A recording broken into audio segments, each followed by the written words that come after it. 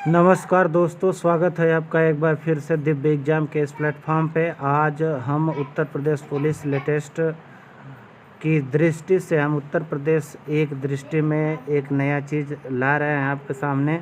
ये पूरा complete UP special होगा और इसको जो बनाया गया है बच्चों, वो प्रीवियस जो फरवरी में एग्ज़ाम हुआ था आपका यूपीपी, उसी से रिलेटेड जितनी टॉपिक को आपके प्रश्न पत्र में पूछा गया था, उन्हीं टॉपिक और उसके आसपास के टॉपिक या कुछ संभावित टॉपिक को लेकर इस लेक्चर को हम कंप्लीट कर रहे हैं।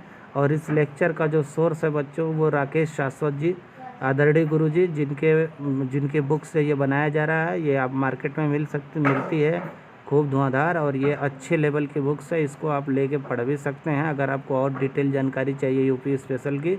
नहीं तो यहाँ से आपका जो है यूपी पुलिस का जो सिलेबस है वो पूरा कंप्लीट होगा, सबसे अच्छा कंप्लीट कराएंगे। इसलिए आप थोड़ा सा पेशेंस रखिएगा। थोड़ी सी बड़ी वीडियो होगी लेकिन घबराने की ज़रूरत नहीं है। मैं इंटरेस्टिंग ढंग से आपको पढ़ाऊँगा और इसके साथ ही साथ कुछ नए फैक्ट को भी जोड़ते हुए चलूँगा, ठीक है। तो सबसे पहले पॉइंट आते हैं, पहले पेज पे राज्य की स्थापना की बात करेंगे तो 24 जनवरी 1950 को उत्तर प्रदेश राज्य की स्थापना हुई थी। हाँ, और इसका राज्य का पुनर्गठन है तो 1 नवंबर 1956 को पुनर्गठन हुआ था। आप जानते हैं कि भारत में राज्यों के पुनर्गठन के लिए एक आयोग बना था। उसी आयोग की संस्तुति पर जो है राज्य का पुनर्गठन हुआ 1 नवंबर 1956 को। फिर राज्य की विभाजन की बात हो रही है तो 9 नवंबर सन 2000 में राज्य का विभाजन हुआ। और जो हमारे राज्य का विभाजन बच्चों उत्तराखंड के साथ हुआ। उत्तराखंड के 13 डिस्ट्रिक्ट उत्तर प्रदेश से काट दिए गए और ये जो है कि हमारा उत्तर प्रदेश आज वर्तमान जो उत्तर प्रदेश है वो 9 नवंबर 2000 जो वर्तमान उत्तर प्रदेश की भौगोलिक सीमा है। अगर आपसे प्रश्न में पूछ दे तो आप बोल दीजिएगा कि सन 2000 के बाद ये जो है 9 नवंबर 2000 को ये वर्तमान भौगोलिक सीमा निर्धारित की गई कि कितने दूरी में जो है कि यूपी रहेगा, और फिर उससे उत्तराखंड अलग किया गया। स्थापना के दिवस की बात करेंगे तो वही राज्य की जब स्थापना हुई थी तो वही हमारा जो है स्थापना दिवस है 24 जनवरी। हर साल 24 जनवरी जानते हैं उत्तर प्रदेश के मुख्यमंत्री जो है इस दिन जो है विशेष स्थापना दिवस समारोह जो है मनाया जाता है।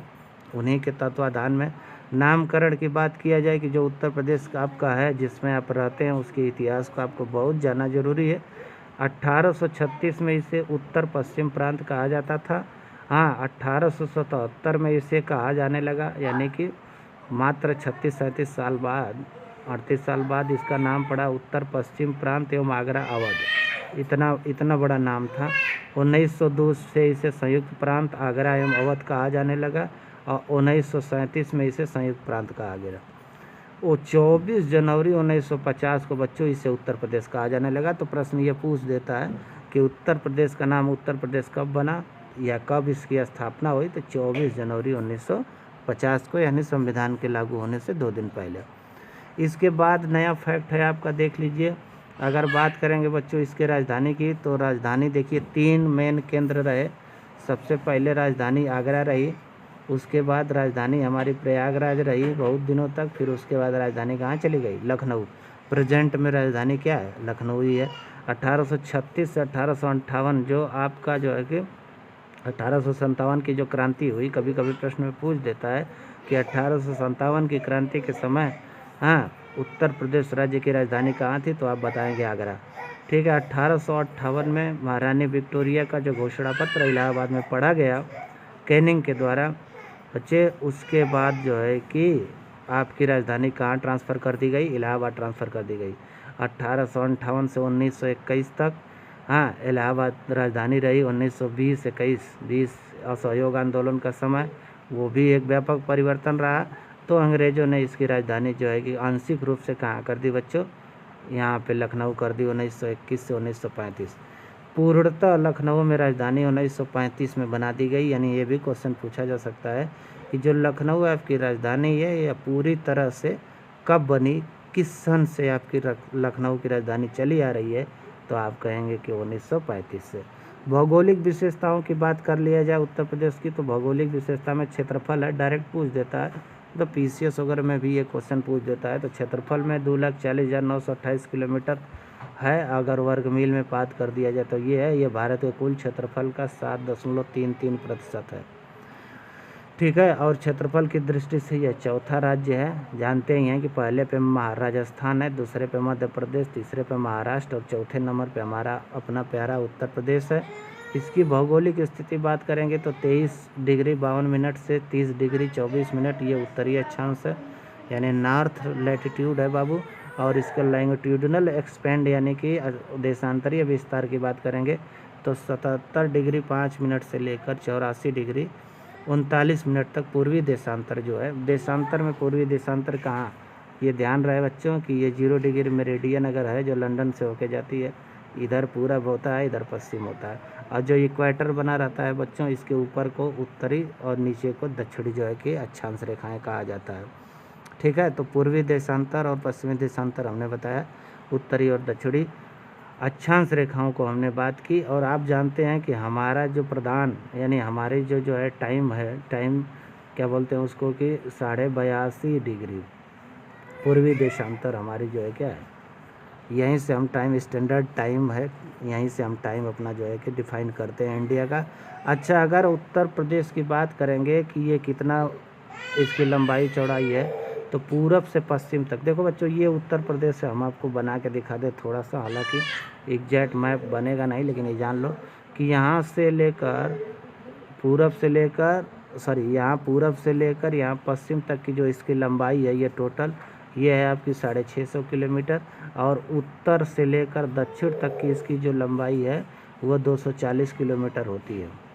ठीक है, बनती है। नगरीय क्षेत्रफल की कोई विशेष बात नहीं है। सबसे पूर्वी जिला इसका पश्चिम जो है कि बलिया है। अगर हम बात करें मैप बनाए बच्चों तो ये है, मान लो उत्तर प्रदेश, ठीक है, ये उत्तर प्रदेश है। सबसे पूर्वी जिला बलिया है, सबसे पश्चिमी जिला बच्चों शामली कहा जाता है, सबसे उत्तरी जिला सहारनपुर है जो आपका जो है हिमाचल प्रदेश से बहुत बॉर्डर शेयर करता है, और सबसे दक्षिणी जिला आपका सोनभद्र है। यानी सहारनपुर से सोनभद्र यानी 100 से लेकर 100 तक, और शामली ली से लेकर ली तक, यानी शामली से बलिया ली से ली तक, और 100 से 100 तक, यह ट्रिक है, आप इसको पकड़ लीजिएगा। ठीक है, और इसमें कोई स्पेशल बात है तो ये पूछ देता है कभी कभी कि नदियों के तटवर्ती नगर। अब नरोरा जो है आपका बुलंदशहर है, बुलंदशहर यूपी 16 जिसका नंबर है बच्चों, ये गंगा नदी के किनारे है। हापुड़ सबसे छोटा ज़िला है गंगा नदी के किनारे। बक्सर यानी उन्नाव में पड़ता है, उन्नाव एक ज़िला है बच्चों। ये बक्सर आप बना रहे वहाँ सॉरी बिहार में मत जाइए, गंगा नदी के किनारे। अब इस लिस्ट को आप देख लीजिएगा कि कौन सा जो है कि किस नदी के किनारे है। लखनऊ, सुल्तानपुर और ये जौनपुर आपका गोमती नदी के किनारे है। ठीक, बरेली और मुरादाबाद बहुत इम्पोर्टेंट दो जो है कि ज़िले हैं जो रामगंगा नदी के किनारे है। रामगंगा नदी बच्चों ना, जैसे ये गंगा फ्लो करती है तो रामगंगा नदी ये बाएं तट से आके मिलती है। ठीक है, यमुना जैसे दाहिने तट की सबसे बड़ी नदी है, तो बाएं तरफ से आके जो है गंगा में नदी में मिलने वाली जो नदी है वो रामगंगा है, एक इम्पोर्टेंट नदी है। बरेली और मुरादाबाद इसके जो है किनारे बसे हुए हैं। अयोध्या, देवरिया सरयू है। गोरखपुर आपकी राप्ती या रोहड़ी भी कहते हैं, कभी कभी राप्ती या रोहड़ी कह दे। मगहर संत कबीर नगर में आमी नदी है, ध्यान दीजिएगा। वृंदावन, मथुरा, आगरा और इटावा, यमुना मशहूर नदी है। भगवान कृष्ण इसी के किनारे पले बढ़े और बड़े हुए। कालिया नाग इनको इसी नदी से निकला हुआ था जिसके ऊपर वह फन पे सवार होकर बांसुरी बजा रहे थे। जालौन, बागपत और कौशाम्बी में आपकी यमुना नदी है। इसका बहुत बड़ा योगदान है इन क्षेत्रों को फर्टिलिटी प्रोवाइड करने के लिए। प्रयागराज ये आपका संगम है। बरोड़ा और 80 नदियों के किनारे वाराणसी बसा हुआ है बेटा। बांदा केन है। हमीरपुर एक ऐसा इम्पोर्टेंट डिस्ट्रिक्ट है आपका जो है बुंदेलखंड एरिया में। चित्रकूट में पैसवनी और मंदाकिनी बहती है। प्रतापगढ़ में सई नदी है। सोनभद्र में सोन नदी और मेरठ गाजियाबाद में हिंडन नदी है। बताएंगे कासगंज में काली नदी है, ध्यान देना, कास से कासगंज है। ठीक है, अच्छा ये थोड़ा डिटेल आप आ जाइए नीचे। अगर हम बात करें कि हाँ देखो यहाँ बताए थे बच्चे कि सबसे पश्चिमी जिला आपका शामली है, ये सहारनपुर, सोनभद्र। सर्वाधिक वर्षा वाला जिला अगर उत्तर प्रदेश में कोई पूछ दे तो वही बाबा का जिला है, गोरखपुर। न्यूनतम वर्षा वाला जिला मथुरा है। मथुरा जो है ना बेटा बॉर्डर शेयर करता है राजस्थान से। ठीक है, तो आप जानते ही हैं कारण है ना उसका बच्चों। देखो सबसे न्यूनतम जिला होने का कारण है उसका, अरे सॉरी, सबसे न्यूनतम बारिश, क्योंकि ये जो गंगा नदी की घाटी है ये वे अब बंगाल है, ये बंगाल की खाड़ी है। बंगाल की खाड़ी से गंगा नदी की घाटी हो के मानसून जो है कि जो दक्षिण पश्चिम मानसून की दो शाखाएं चलती हैं बच्चों, एक पश्चिम से एक पूरब से आके मिलती है। और दोनों शाखाओं में जो बंगाल की खाड़ी वाली शाखा है वो गंगा नदी घाटी से होकर जाती है, बारिश कराती है। तो बारिश कराते कराते कराते कराते पश्चिमी उत्तर प्रदेश पहुँचते पहुँचते इसका सारा पानी बरस जाता है। इसीलिए मथुरा जो है पश्चिमी उत्तर प्रदेश का एक ज़िला है, तो सबसे कम बारिश पहुंच पाती है और सबसे ज़्यादा गोरखपुर में पहुंचती है, क्योंकि गोरखपुर सबसे पूर्वी जिला है। ये बात ध्यान रहे। प्रदेश में लगे, अच्छा सीमाएं की बात कर लिया जाए तो उत्तराखंड है, हिमाचल प्रदेश है, हरियाणा, राजस्थान, मध्य प्रदेश, छत्तीसगढ़, बिहार, झारखंड, कुल मिला जुला के बच्चे 8 राज्य और एक केंद्र शासित प्रदेश से हमारा उत्तर प्रदेश बाउंड्री शेयर करता है। ठीक है। और सर्वाधिक राज्यों से जो लगा हमारा ज़िला है वो सोनभद्र है। सोनभद्र 4 राज्यों से सीमा बनाता है। सोनभद्र की कंडीशन ये है बच्चों, ठीक है। इधर आपको एमपी से भी ज़िला शेयर करता मिलेगा, ठीक है। इधर आपको छत्तीसगढ़ से ज़िला शेयर करता मिलेगा, यहाँ आपको झारखंड से ज़िला शेयर करता मिलेगा। यहाँ जीएच मैं लिख देता हूँ बच्चे, यहाँ आपको सीजी यानी छत्तीसगढ़ लिख देता हूँ, यहाँ पे एमपी लिख देता हूँ, और यहाँ पे जो आपका है वो बिहार है। तो ऐसे ही ये आपका सोनभद्र डिस्ट्रिक्ट है। सोनभद्र डिस्ट्रिक्ट 4 राज्यों से ज़िला शेयर करता है, ठीक है। यानी अगर कुल राज्यों में पूछ दे कि उत्तर प्रदेश कुल कितने राज्यों से बॉर्डर शेयर करता है, तो कुल राज्यों की बात करेगा तो 9, और सॉरी कुल राज्यों और प्लस यूटी की भी बात करेगा। और केवल राज्य की बात करेगा तो आप 8 कहिएगा, इतना बात ध्यान रहे, कन्फ्यूज़न हो जाता है, ठीक है। अच्छा नेपाल की, अच्छा नेपाल, अच्छा उत्तर प्रदेश एक ऐसा राज्य है जो अंतर्राष्ट्रीय सीमा बनाता है। देखो जो नेपाल के साथ सीमा बनाता है, नेपाल एक समझ लो बेटा, हाँ मतलब इंटरनेशनल बॉर्डर शेयर करता है। तो 579 किलोमीटर, इसके कुछ 7 ज़िले यूपी के, टोटल 7 ऐसे ज़िले हैं जो नेपाल से बॉर्डर शेयर करते हैं। उत्तराखंड से भी 7 ज़िले बॉर्डर शेयर करते हैं, बिहार से भी 7 ज़िले बॉर्डर शेयर करते हैं। तो बिहार, अगर हम यूपी के मैप को बना दे बच्चे, देखो ये देखो, ये यूपी के मैप को बना दे बच्चे ना, तो यहाँ पे देखो बिहार है, यहाँ पे आपका नेपाल है, यहाँ पे मान लो आपका उत्तराखंड है, मान लेते हैं, ठीक है। तो उत्तराखंड से कितने ज़िले शेयर कर रहे हैं? 7। कौन कौन ज़िला है? तो ये आपका मुजफ्फरनगर, सहारनपुर, बिजनौर, रामपुर, मुरादाबाद, पीलीभीत, बरेली, 7 ज़िले हो गए। नेपाल से भी 7 ज़िले शेयर करते हैं। तो इसमें जो है कि अभी हम बताएं, ये नेपाल से भी 7 ज़िले, बिहार से भी 7 ज़िले बॉर्डर शेयर करते हैं। हमारे 7 ज़िले बिहार को टच करते हैं, सोनभद्र है, बलिया है, देवरिया, गाजीपुर, कुशीनगर, चंदौली और महाराजगंज। झारखंड से हम बताएं केवल ये सोनभद्र टच करता है। मध्य प्रदेश से कुल टोटल 11 ज़िले हैं, यहाँ पे एमपी है बच्चे, यहाँ नीचे एमपी है। तो टोटल 11 ज़िले ऐसे हैं जो एमपी से बॉर्डर शेयर करते हैं। 2 ज़िले ऐसे हैं जो हमारे राजस्थान से बॉर्डर शेयर करते हैं। 5 ज़िले लगभग हरियाणा से बॉर्डर शेयर करते हैं, ठीक है। और वो हिमाचल से भी 1 ज़िला शेयर करता है, 1 ज़िला झारखंड से भी शेयर करता है, ठीक है। अच्छा हाँ देखो, छत्तीसगढ़ से केवल 1 ज़िला रहेगा। राजस्थान से हमने बताया 2 ज़िला शेयर करता है, आगरा, मथुरा, हाँ हरियाणा से सॉरी 5 नहीं 6 ज़िला, क्योंकि बागपत भूल रहे थे। बागपत, शामली, सहारनपुर, गौतम बुद्ध नगर, मथुरा और अलीगढ़। सर्वाधिक क्षेत्र वाले अगर 5 ज़िलों की बात करेंगे तो सबसे बड़ा ज़िला जो यूपी का है वो लखीमपुर खीरी है, दूसरे नंबर पे आपका सोनभद्र है। सर्वाधिक कम क्षेत्रफल की बात करेंगे बच्चों तो हापुड़ सबसे छोटा ज़िला है। प्रदेश, अच्छा 11 ज़िले से, यूपी के 11 ज़िलों को टच करता है एमपी, यानी हमारे 11 ज़िले एमपी को टच करते हैं। अच्छा एक ही ज़िला केवल है जो हिमाचल से, यानी कि देखो हमारा जो सहारनपुर है वो हिमाचल से बॉर्डर शेयर करता है 1 ज़िला, और हमारा 1 ज़िला जो सोनभद्र है वो भी टच करता है छत्तीसगढ़ से ना, छत्तीसगढ़ था ना, सॉरी इसको टच देख लेते हैं, छत्तीसगढ़ था सोनभद्र से। एक ज़िले वाले ये हैं, ध्यान देना। 3 तरफ से अगर मध्य प्रदेश से कोई घिरा है ज़िला तो वो आपका ललितपुर है। और सबसे दक्षिणी बिंदु है उत्तर प्रदेश का, वो आप देखे ही थे, सोनभद्र है। तो इसको किससे टच करता है? छत्तीसगढ़ से, ठीक।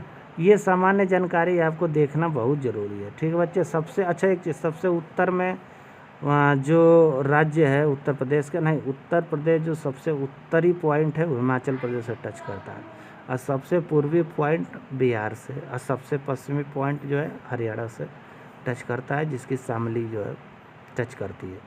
हाँ, और सबसे पूर्वी जो है बलिया, तो पूर्वी बलिया जो है वो बिहार से टच करता है। सबसे पश्चिमी पॉइंट शामली का हरियाणा से टच करता है।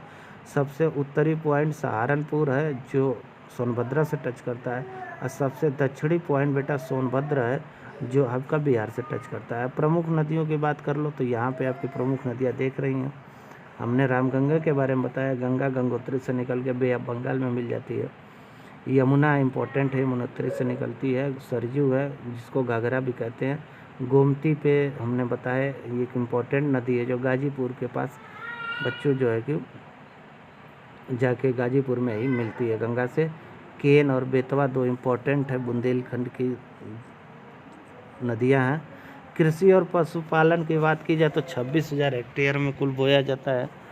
अच्छा, राज्य का औसत जोत आकार आपसे पूछेगा बच्चे, और कुल कृषि पारिस्थितिकी कितनी है, तो 20 कुल कृषि पारिस्थितिकी जोन है। जैसे 20 कृषि पारिस्थितिकी जोन है, मतलब ऐसे जोन एग्रीकल्चर बेस्ड की एक एरिया का दूसरे एरिया से जो है क्या क्लाइमेट चेंज हो जाता है, एटमॉस्फेयर चेंज हो जाते हैं, सॉइल्स चेंज हो जाते हैं, पूरी पारिस्थितिकी जो है चेंज हो जाती है। अगर हम उत्तर प्रदेश की बात करेंगे बच्चों, अगर ये उत्तर प्रदेश हमने बना दिया है, ये बना दिया है, तो इसमें टोटल कितने पारिस्थितिकी जोन है, 20 पारिस्थितिकी जोन है। ठीक है। क्रियाशील जो ये तो कृषि जलवायु क्षेत्र उत्तर प्रदेश का पूछ देता है तो आप कह देंगे 9 कृषि जलवायु क्षेत्र है। मृदा समूह टोटल 8 हैं। प्रति व्यक्ति दूध है 371 ग्राम आपका। कुल पशुधन में हमने जो है हम 680 लाख आपके पास है। ठीक है। अच्छा, पक्के कुएं, ये नलकूप। अच्छा, हमारे यहाँ सबसे ज़्यादा जो सिंचाई का साधन 1 नंबर पे नलकूप से होती है बच्चों उत्तर प्रदेश में, तो ये फैक्ट है। अब इसके बाद फैक्ट नंबर आगे कि अगर उत्तर प्रदेश के प्रमुख फसलों की बात कर ले तो इसका कोई मतलब नहीं है, लेकिन मैं एक बात बता दूं, कभी कभी पूछ लेता है। तो आपके यहाँ सबसे ज़्यादा मात्रा में जो है कि प्रति 1 हेक्टेयर में सबसे ज़्यादा उत्पादन किस चीज़ का होता है, कोई पूछ दे तो आप कहेंगे गेहूँ का हमारे यहाँ सबसे ज़्यादा प्रति हेक्टेयर जो है कि उत्पादन होता है। अच्छा, जौ का 30 है, 30 कुंतल दूसरे नंबर पर जौ का है। गन्ना तो ऑलरेडी सबसे ज़्यादा ही रहेगा क्योंकि गन्ना भारी होता है बच्चों। ठीक है। और आलू भी भारी होता है, तो सबसे पहले नंबर गन्ना है, आलू है, गेहूँ है। तो ये प्रमुख फसलें हैं, इनमें कुछ नहीं है। नलकूपों के बारे में बात की जा रही है। अब आइए राजकीय प्रतीक और चिन्ह को देख लीजिए। अगर राजकीय चिन्ह की बात करें उत्तर प्रदेश की तो एक वृत्त है जिसमें 2 मछलियाँ रहती है। आप देखें एक तीर धनुष के बीच में बहती गंगा यमुना नदियाँ। 1938 में ही हमारा ये राष्ट्रीय प्रतीक राजकीय प्रतीक जो है स्वीकृत हुआ बच्चों। राजकीय पशु आपका बारहसिंघा है उत्तर प्रदेश का। राजकीय पक्षी सारस या क्रॉन्च इसको कहते हैं। पुष्प में पलाश या टेंसू है, 2011 से अपनाया गया। राजकीय वृक्ष हमारा जो है ये क्या है, अशोक है। और राजकीय खेल हमारा क्या है, हॉकी है। भले ही हॉकी हम लोग कभी न खेलने जाएं। और हमारी भाषा 1947 में स्वीकृत की गई थी हिंदी, लेकिन 1989 में दूसरी एक भाषा उर्दू थी जिसको हमने अपना लिया। ठीक है बच्चे, तो ये राजकीय प्रतीक के बारे में क्वेश्चन, सिंपल क्वेश्चन में पूछता है। विधानमंडल हमारा द्विसदनात्मक व्यवस्था है हमारे यहाँ हिंदुस्तान में बच्चों। इंडिया डेमोक्रेटिक कंट्री है, आप जानते ही हैं। और हमारे यहाँ इंडिया में जो है कि संसदीय व्यवस्था है। तो संसदीय व्यवस्था हमने अपनाया है जो ब्रिटेन से ली हुई व्यवस्था है। संसदीय व्यवस्था में होता क्या है ना कि जो व्यक्ति विधान मंडल का सदस्य होता है वही सरकार का भी सदस्य होता है। ठीक है। अध्यक्षात्मक व्यवस्था में क्या होता है, जहाँ जैसे अमेरिका में अध्यक्षात्मक व्यवस्था है, तो जो व्यक्ति मंत्रिमंडल या सरकार का आदमी होता है वो विधान मंडल या कानून बनाने वाली संस्था का सदस्य नहीं होता है। यही दोनों में कॉमन डिफरेंस है। ये बहुत बड़ी टर्मोलॉजी है, आसानी से कोई आपको इतना जल्दी नहीं समझा पाएगा। ठीक है। तो विधानमंडल हमारी द्विसदनात्मक है, एक विधानसभा है और दूसरी विधान परिषद है। सबसे पॉपुलर विधानसभा ही होती है। विधानसभा में हमारे यहाँ सदस्यों की संख्या 403 है, क्योंकि एंग्लो इंडियन का प्रावधान तो शायद समाप्त कर दिया गया है। तो इस समय कितने विधानसभा है बच्चों, 403 विधानसभा है। यानी कि आपको गवर्नमेंट सरकार बनाने के लिए 202 सीटें चाहिए ही चाहिए। विधान परिषदों की संख्या तो हमारे पास 100 है। जब उत्तराखंड हमसे अलग नहीं हुआ था तो हमारी संख्या 108 थी, ठीक है। और लोकसभा की सीटें 80 हैं। राज्यसभा की सीटें 31 हैं हमारे यहाँ। सर्वाधिक विधानसभा सीट वाली बात, लोकसभा सीट और विधानसभा सीट, विधानसभा में टोटल कितनी सीटें हैं 403, और लोकसभा में कितनी सीटें हैं हमारे यहाँ 80 सीटें हैं। लोकसभा का चुनाव अभी हाल में ही हुआ है, आप देखेंगे। और सर्वाधिक विधानसभा सीटों वाला जो ज़िला है वो प्रयागराज है, इलाहाबाद है आपका। सबसे कम विधानसभा सीटें श्रावस्ती है, महोबा में है, चित्रकूट में है, 2-2 सीटें हैं। एससी के लिए हमारे यहाँ जो है कि आरक्षित सीट कितनी है 17 सीटें हैं, और विधानसभा में 86 सीटें हैं। ये लोकसभा में है, ठीक है। अब विधानसभा में 86 सीट एससी के लिए है। अगर उसमें एससी और एसटी दोनों मिला के 86 हैं, 2 एसटी की हैं और 84 एससी की। 2 एसटी की सीटें हैं, ध्यान रहे। विधानसभा में पूछ देता है कि उत्तर प्रदेश की विधानसभा में एसटी सीटों की एसटी के लिए सीटें आरक्षित हैं कि नहीं, तो आप बताएंगे कि 2 सीटें एसटी के लिए हैं, 84 एससी के लिए। मतदाताओं की दृष्टि से सबसे छोटा अगर क्षेत्र की बात करेंगे तो वो बागपत है, और सबसे बड़ा वो गाजियाबाद है बच्चों। पहले मुख्यमंत्री पंडित गोविंद बल्लभ पंत थे, वो एक वकील थे बहुत बड़े, इनके बारे में बात होगी बाद में। प्रथम महिला मुख्यमंत्री सुचेता कृपलानी, और दूसरी महिला मुख्यमंत्री मायावती जी 4 बार उत्तर प्रदेश की मुख्यमंत्री रही हैं। एक ऐसा आदमी चौधरी चरण सिंह और विश्वनाथ प्रताप सिंह की बात करें बच्चों कि प्रदेश के मुख्यमंत्री जो देश के प्रधानमंत्री बने, तो चौधरी चरण सिंह हमारे प्रदेश के मुख्यमंत्री भी थे, और बीपी सिंह यानी विश्वनाथ प्रताप सिंह भी हमारे प्रदेश के मुख्यमंत्री थे। बीपी सिंह के लिए एक नारा था, नेता नहीं फकीर है, देश का तकदीर है। ठीक है बच्चों, ठीक है। मंडल कमीशन लागू करवाने का श्रेय इनको दिया जाता है, और इन्होंने कहा था कि ये जो बीज मैं बोया हूँ आगे 10-20 सालों में इसका फल देगा, आने वाली पीढ़ियाँ हमको याद करेंगी। तो बीपी सिंह एक मसीहा थे गरीबों के बच्चों। तो ये हैं बीपी सिंह और चौधरी चरण सिंह किसानों के नेता। आज उन्हीं के बेटे हैं जो है जयंत चौधरी, जो आजकल राजनीति कर रहे हैं अपने प्रदेश में। प्रथम महिला राज्यपाल की बात करेंगे तो सरोजिनी नायडू जी थे, और सर्वाधिक बार जो है आपके जो है देख लीजिएगा, स्वतंत्रता के बाद प्रथम विधानसभा अध्यक्ष राजर्षि पुरुषोत्तम दास टंडन बने थे। ठीक है, तो ये है आपका, इसको आप देख लीजिएगा थोड़ा सा। सर्वाधिक बार विधानसभा अध्यक्ष बनने वाले आत्माराम गोविंद खेर एवं केसरी नंदन त्रिपाठी थे, विधानसभा अध्यक्ष जो मुख्यमंत्री भी बने। अच्छा, एक इम्पॉर्टेंट ये भी है कि ऐसे विधानसभा अध्यक्ष जो मुख्यमंत्री भी बने तो श्रीपति मिश्र एवं बनारसी दास, ये 2 लोग ऐसे थे जो विधानसभा अध्यक्ष के साथ साथ स्पीकर। 10 बार हमारे यहाँ बच्चों राष्ट्रपति शासन लगा है, और सबसे निकटतम राष्ट्रपति शासन 2002 में लगा था।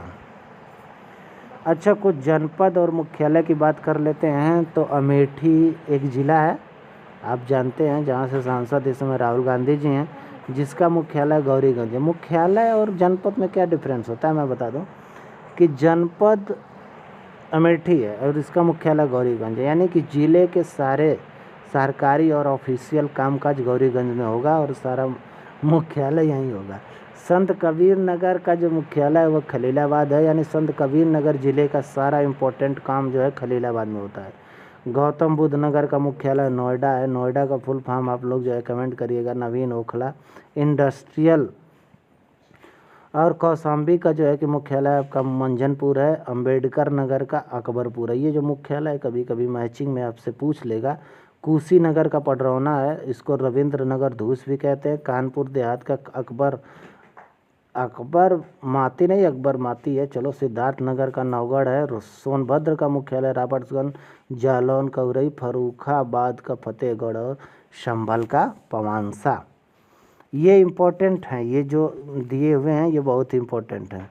वर्तमान सीएम की बात करेंगे तो 33 यानी व्यक्ति के रूप में 21वें, क्योंकि बहुत लोग ऐसे हैं जो 3-3 4-4 बार बने, जैसे मायावती 4 बार बनी, ठीक है, और बहुत लोग हैं जो 2-2 3-3 बार बने। तो वैसे 21वें व्यक्ति के रूप में, नंबर में 33वें मुख्यमंत्री योगी आदित्यनाथ, और राज्यपाल आपके श्रीमती आनंदीबेन पटेल। विधानसभा अध्यक्ष सतीश महाना ये हैं। अच्छा, नेक्स्ट है मंडल एवं जिलों की बात कर लिया जाए तो मंडलों की संख्या टोटल 18 है और 18वां मंडल अलीगढ़ है। ठीक है, एक मंडल में बच्चों 4 से 5 डिस्ट्रिक्ट रखे जाते हैं। मंडल्स जो है एक तरह से 4-5 जिलों का जो है मेन प्रशासनिक केंद्र होता है जहाँ से सारी चीज़ें संचालित की जाती हैं। तो मंडल आपको याद रहने चाहिए, 18 मंडल है उत्तर प्रदेश में। सबसे बड़ा मंडल कानपुर, लखनऊ, मेरठ है जिसमें 6-6 जिले शामिल हैं। ये कानपुर, लखनऊ और मेरठ, हालांकि कानपुर और लखनऊ से बहुत ज़्यादा दूरी नहीं है, देखना मैप में दिखाएंगे। सबसे छोटा मंडल आपका मिर्ज़ापुर है। मिर्ज़ापुर, आजमगढ़, बस्ती, झांसी और सहारनपुर, ये 5 ऐसे मंडल हैं ना जिसमें केवल 3-3 जिले हैं। टोटल उत्तर प्रदेश में जिलों की संख्या 75 है। 75वां जिला संभल है, ध्यान रहे। 18वां मंडल हमने अलीगढ़ की बात की और 75वां जिला अगर पूछ दे कभी तो आप संभल कहेंगे। तहसीलों की संख्या 350 है। सर्वाधिक तहसील वाला जिला भी आपका प्रयागराज है जिसमें 8 तहसीलें हैं। हमने बताया कि सर्वाधिक विधानसभा सदस्यों वाला या विधायकों वाला जो जिला है, कितने विधानसभा सदस्य होते हैं? 12। उसमें भी प्रयागराज पहले नंबर पे है। प्रयागराज पॉपुलेशन के हिसाब से भी पहले नंबर पे है। फीमेल पॉपुलेशन के भी रेशियो में पहले नंबर पर आएगा। कारागार की बात कर लें, कुल कारागार 71 है बच्चे। केंद्रीय कारागार 5 हैं, आगरा, बरेली, फतेहगढ़, नैनी, वाराणसी। कभी देखना केंद्रीय कारागार देखे नहीं हो तो एक बार घूम आना, अच्छी जगह है। 61 जिला कारागार है आपके यहाँ कट गया है। 61 जिला कारागार है उत्तर प्रदेश में। आदर्श कारागार और नारी बंदी निकेतन भी बनाया जाता है, लखनऊ में बना हुआ है। किशोर सदन बरेली में आपका। अब प्रथम अगर केंद्रीय कारागार की बात करा जाएगा तो वो आगरा में है। ठीक है, नगर निगम एवं नगर निकायों की बात हो जाए, 915 जो है कि नगर समूह है। नगर निगम 17 हैं और 17वां जो है शाहजहाँपुर है, ये ध्यान रहे, भूलना नहीं। 18वां मंडल, 75वां जिला और 17वां नगर निगम। ठीक है, नगर पालिकाएँ 198। नगर पालिकाएँ बच्चों उनको कहा जाता है जो छोटे ज़िले होते हैं। नगर निगम उनको कहा जाता है जो बड़े ज़िले होते हैं, जैसे प्रयागराज है, वाराणसी है, कानपुर, बड़े ज़िले है, लखनऊ है, इनको नगर निगम की श्रेणी में रखा जाता है। और नगर निकाय यानी नगर पंचायत 438 है। हालांकि नगर पंचायत शहरों जैसा माहौल होता है वहाँ पे, और ये कहा जाता है कि 1 वर्ग किलोमीटर में कम से कम 5000 लोग जो है, 5000 जनसंख्या घनत्व 5000 का हो और उसमें से 75% लोग गैर एग्रीकल्चर एक्टिविटी में संलिप्त हों तो उनको नगर निकाय का दर्जा दे दिया जाता है। जिला पंचायत यानी जिले जितने हैं उतनी जिला पंचायत है आपके पास। क्षेत्र पंचायत जिसको ब्लॉक कहा जाता है 821 है। ठीक है, और न्याय पंचायतों की बात की जाए तो आपकी 8135 है। ग्राम पंचायत आपके इतने हैं, ध्यान रहे। ग्राम पंचायत और ग्राम सभा में अंतर है बच्चे, बताएंगे जब कभी भी पॉलिटिकल साइंस के बारे में बात करेंगे एक एक चीज़ डिटेल में। महिलाओं का पंचायत में आरक्षण है। विकास प्राधिकरण जो है वो 28 हैं। विकास प्राधिकरण जैसे VDA है आपका, जो है PDA है, Prayagraj development authority, Varanasi development authority, Kanpur development authority, वैसे ही विकास प्राधिकरण जो है कितने हैं? 28 हैं। विशेष क्षेत्र के भी विकास प्राधिकरण 5 हैं। उच्च न्यायालय का जो आपका उच्च न्यायालय है वो इलाहाबाद में है, उसकी एक खंडपीठ है लखनऊ में। खंडपीठ एक लखनऊ में, इस यानी उसकी एक ब्रांच है, मेन ब्रांच इलाहाबाद वाली है। उच्च न्यायालय की स्थापना हमारी 1866 में हुई थी, 17 मार्च को। और एक ये भी क्वेश्चन आया था कि उच्च न्यायालय में न्यायाधीशों की स्वीकृत संख्या कितनी है, तो 160 है। हाई कोर्ट के प्रथम मुख्य न्यायाधीश वाल्टर मोर्गन जी थे। स्वतंत्रता के बाद अगर पहले न्यायाधीश की बात की जाए तो न्यायमूर्ति श्री कमलकांत वर्मा जी थे। ठीक है, इलाहाबाद। अब तो ये तो सारी चीज़ें चेंज होती रहती हैं। हाँ, राज्य में CBI न्यायालय भी 6 हैं। प्रथम लोकायुक्त के बारे में पूछ लेता है तो विश्वम्भर दयाल जी हैं। हाँ, पहले तो ये जो लोकपाल हैं, सॉरी लोकायुक्त जो हैं, इनके कार्यकाल 8 साल के होते थे, अभी 8 ही साल चल रहा है शायद। ठीक है, आयोगों की हम बात करेंगे। आयोग पूछता है, उत्तर प्रदेश पिछड़ा वर्ग आयोग का गठन हुआ था 9 मार्च 1993 में। अल्पसंख्यक आयोग का उत्तर प्रदेश में गठन हुआ था अल्पसंख्यकों के कल्याण के लिए 1994 में। और OBC यानी उत्तर प्रदेश राज्य पिछड़ा वर्ग आयोग का गठन हुआ था 1993 में। राज्य मानवाधिकार आयोग का गठन 2002 में हुआ था। वैसे केंद्रीय मानवाधिकार आयोग 1993 में बना था, लेकिन राज्य मानवाधिकार आयोग 2002 में बना है बच्चे। सूचना आयोग का गठन 2005 में और राज्य महिला आयोग का गठन 2004 में। ठीक है। और आपका देख लीजिए सुरक्षा आयोग का गठन 2013 में हुआ था। ठीक। शिक्षा व्यवस्था की बात पे अगर हम आएंगे उत्तर प्रदेश के, तो साक्षरता दर जो है कि 67.68% है, जिसमें पुरुष साक्षरता 77.28 और महिला साक्षरता 57.18 है। यानी पुरुष और महिला में 20% का डिफरेंस है। सर्वाधिक शिक्षित जो है कि नोएडा वाले हैं सब। ठीक है। गौतम बुद्ध नगर वाले। सबसे कम शिक्षित जो है श्रावस्ती वाले लोग हैं। सबसे ज़्यादा पुरुष साक्षरता जो है कि यह भी नोएडा की है। ठीक है। सबसे ज़्यादा महिला साक्षरता की बात कर दी जाए तो कानपुर वाली हैं। कानपुर की लड़कियां बहुत तेज है पढ़ने में। न्यूनतम महिला साक्षरता की बात करेंगे तो वो श्रावस्ती है, और न्यूनतम पुरुष साक्षरता वही श्रावस्ती वाली बात। ये सारी चीज़ें हैं बच्चों की प्राथमिक और माध्यमिक शिक्षक संस्थान के बारे में, तो इसको हम छोड़ देते हैं। लेकिन कुछ इम्पोर्टेंट इसमें है जिसको हम बताएंगे आपको, कि शिक्षा का अधिकार अधिनियम जो 2009 में पास हुआ था कानून, वो जुलाई 2011 से उत्तर प्रदेश में लागू है। शिक्षा मित्र योजना 2000 और 2001 में शुरू हुई थी आपकी। सर्व शिक्षा अभियान भी 2001 और 2002 से चल रहा है उत्तर प्रदेश से। मिड डे मील योजना जो 1995 में शुरू हुई योजना है, ठीक है, तब से जो है बनी योजना है, वो 2004 से उत्तर प्रदेश में इम्प्लीमेंट है, तब से लग रहा है। उत्तर प्रदेश का पहला हिंदी पत्र बनारस अखबार था बच्चों। अगर विश्वविद्यालय और महाविद्यालयों की बात करें तो कुछ कुल विश्वविद्यालय 75 हैं, 75 जिले 75 विश्वविद्यालय, लेकिन हम लोग के ज़िले में कोई विश्वविद्यालय नहीं है। केंद्रीय विश्वविद्यालय 6 हैं और राज्य विश्वविद्यालय 31 हैं। ठीक है। अब उत्तर प्रदेश की वन स्थिति रिपोर्ट भी 2021 वाली हम बताएंगे आपको वन के बारे में। तो आपके यूपी में कोई पूछा नहीं गया था क्वेश्चन, लेकिन हम इस पर चर्चा कर लेते हैं। अच्छा, एक चीज़ है, कुल भौगोलिक क्षेत्रफल 2,40,928 वर्ग किलोमीटर है। अगर सर्वाधिक वन प्रतिशत की बात करेंगे, इम्पोर्टेंट बात करेंगे, जो नहीं इम्पोर्टेंट है आप उसको ऊपर देख लीजिएगा या तो स्क्रीनशॉट ले लीजिएगा। सर्वाधिक यहाँ से देखते हैं कि सर्वाधिक वन प्रतिशत कहाँ पे है, सोनभद्र में है। और सबसे कम वन प्रतिशत कहाँ है, भदोही वाला। भदोही में सबसे पुराना वन्य जीव विहार आपका चंद्रप्रभा चंदौली वाला है बच्चों, सबसे पुराना है। सबसे बड़ा वन्य जीव विहार आपको हस्तिनापुर में दिखेगा। हस्तिनापुर का राज्य जानते हैं, उसके लिए कितनी लड़ाइयाँ हुई। सबसे बड़ा पक्षी विहार आपका लाख बहोसी वाला कन्नौज वाला है। और सबसे छोटा पक्षी विहार आपका सेखा है, जो अलीगढ़ में स्थित है। ठीक। एलिफेंट सफारी पार्क जो है राष्ट्रीय चंबल अभ्यारण्य इटावा में। लायन सफारी पार्क भी राष्ट्रीय चंबल अभ्यारण्य इटावा में। और नाइट सफारी पार्क कहाँ है, नोएडा में। ये बहुत इम्पोर्टेंट है, elephant safari, lion safari, night safari. ठीक है। हाँ, मयूर संरक्षण केंद्र आपका कहाँ है, तो मयूर संरक्षण केंद्र आपका वृंदावन में है बच्चों। बाघों की संख्या 173 है। ठीक है। वाजिद अली प्राणी उद्यान लखनऊ में है।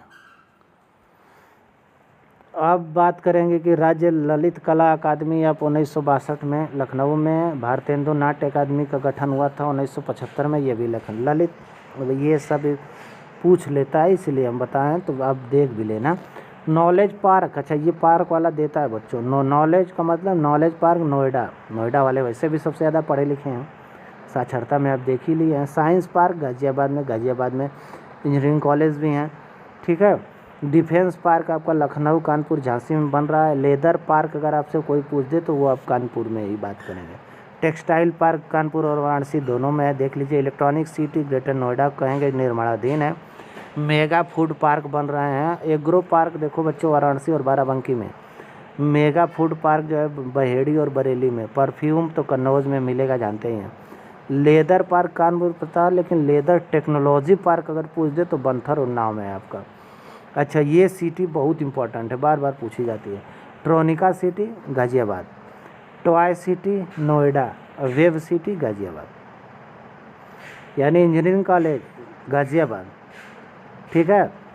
तो इसीलिए वेब सिटी गाज़ियाबाद है, ट्रोनिका सिटी गाज़ियाबाद है, और टॉय कहाँ है, नोएडा में है। ठीक है, ये हो गया ना। शास्त्रीय नृत्य की बात कर लो, केवल एक ही हमारा उत्तर प्रदेश का शास्त्रीय नृत्य है जिसका नाम क्या है बच्चों, कथक है। अब भारत खंडे संस्कृत संस्थान, ये क्वेश्चन पूछा था यूपी में इस बार 1966 में इसका गठन हुआ था। अब भारत का कला भवन कहाँ है, तो 1920 में वाराणसी में। राष्ट्रीय कथक संस्थान अगर पूछ दे तो लखनऊ में आपको। सूचना प्रौद्योगिकी पार्क आपकी जो है कि नोएडा में है। देश का प्रथम वाईफाई स्मारक कौन बना था, ताजमहल बना था, ठीक है। और 10 करोड़ साल पहले अगर जीवाश्मों का कोई एक पार्क बना है तो सलखन सोनभद्र में बना है, ये इम्पोर्टेंट है। ट्रांस गंगा सिटी उन्नाव में बन रही है।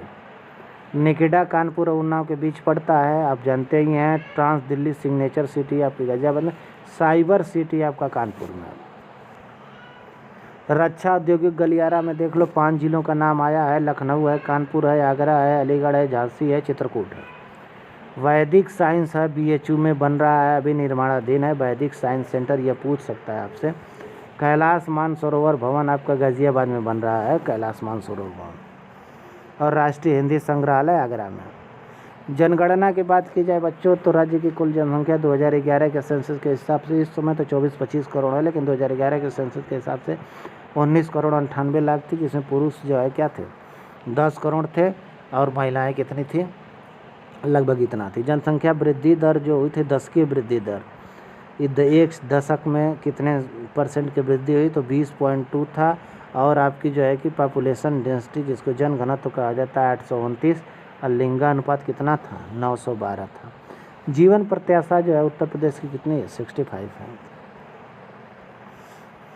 अब यहाँ से देख लीजिए सबसे कम जनसंख्या वाला जिला अगर आप पूछ दे, हालांकि इसको बताएंगे अभी डिटेल करेंगे। सर्वाधिक जनसंख्या वाला देखो प्रयागराज, सबसे कम जनसंख्या महोबा।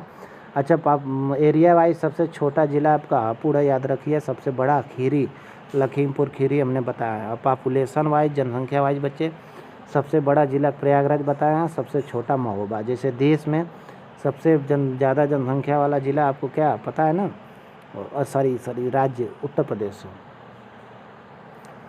सबसे कम जनघनत्व ललितपुर में है, 242 लोग रहते हैं 1 किलोमीटर में। सबसे ज़्यादा डेंसिटी कहाँ है, गाजियाबाद में है। दूसरे नंबर पे बनारस है यार, ठीक है। सर्वाधिक लिंगानुपात जौनपुर वाले, यहाँ देखो लड़कों की संख्या जितनी है उससे 24 लड़कियाँ ज़्यादा हैं, कमाल के हैं जौनपुर वाले, बाहर जौनपुरिया। सबसे ज़्यादा हालांकि पढ़े लिखे समझदार लोग रहते हैं।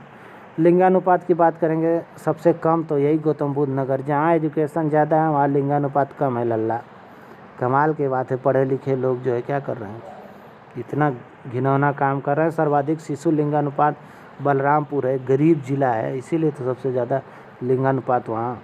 अगर बात कर दे सबसे कम शिशु लिंगानुपात तो वही बागपत वाले। हरियाणा का नशा इन पे चढ़ा है इसलिए इनका भी सबसे कम है।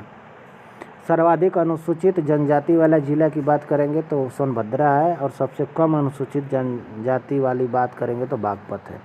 और सर्वाधिक अनुसूचित जनजाति प्रतिशत में भी सोनभद्र है और जनसंख्या में भी सोनभद्र, ठीक है। सबसे कम अनुसूचित जनजाति प्रतिशत में भी बागपत है और नंबर में भी बागपत। भारत की GDP में 8.8% का योगदान हमारा उत्तर प्रदेश देता है। गरीबी रेखा के नीचे जीवन यापन करने वाले लोगों की संख्या अगर तेंदुलकर समिति से बात की जाए तो 29.43 है। चीनी उत्पादन में हम पहले नंबर पे हैं, गन्ना उत्पादन में हम पहले नंबर पे हैं, और शीर्ष गन्ना उत्पादक जिला अगर शामली है, दूसरा मेरठ है।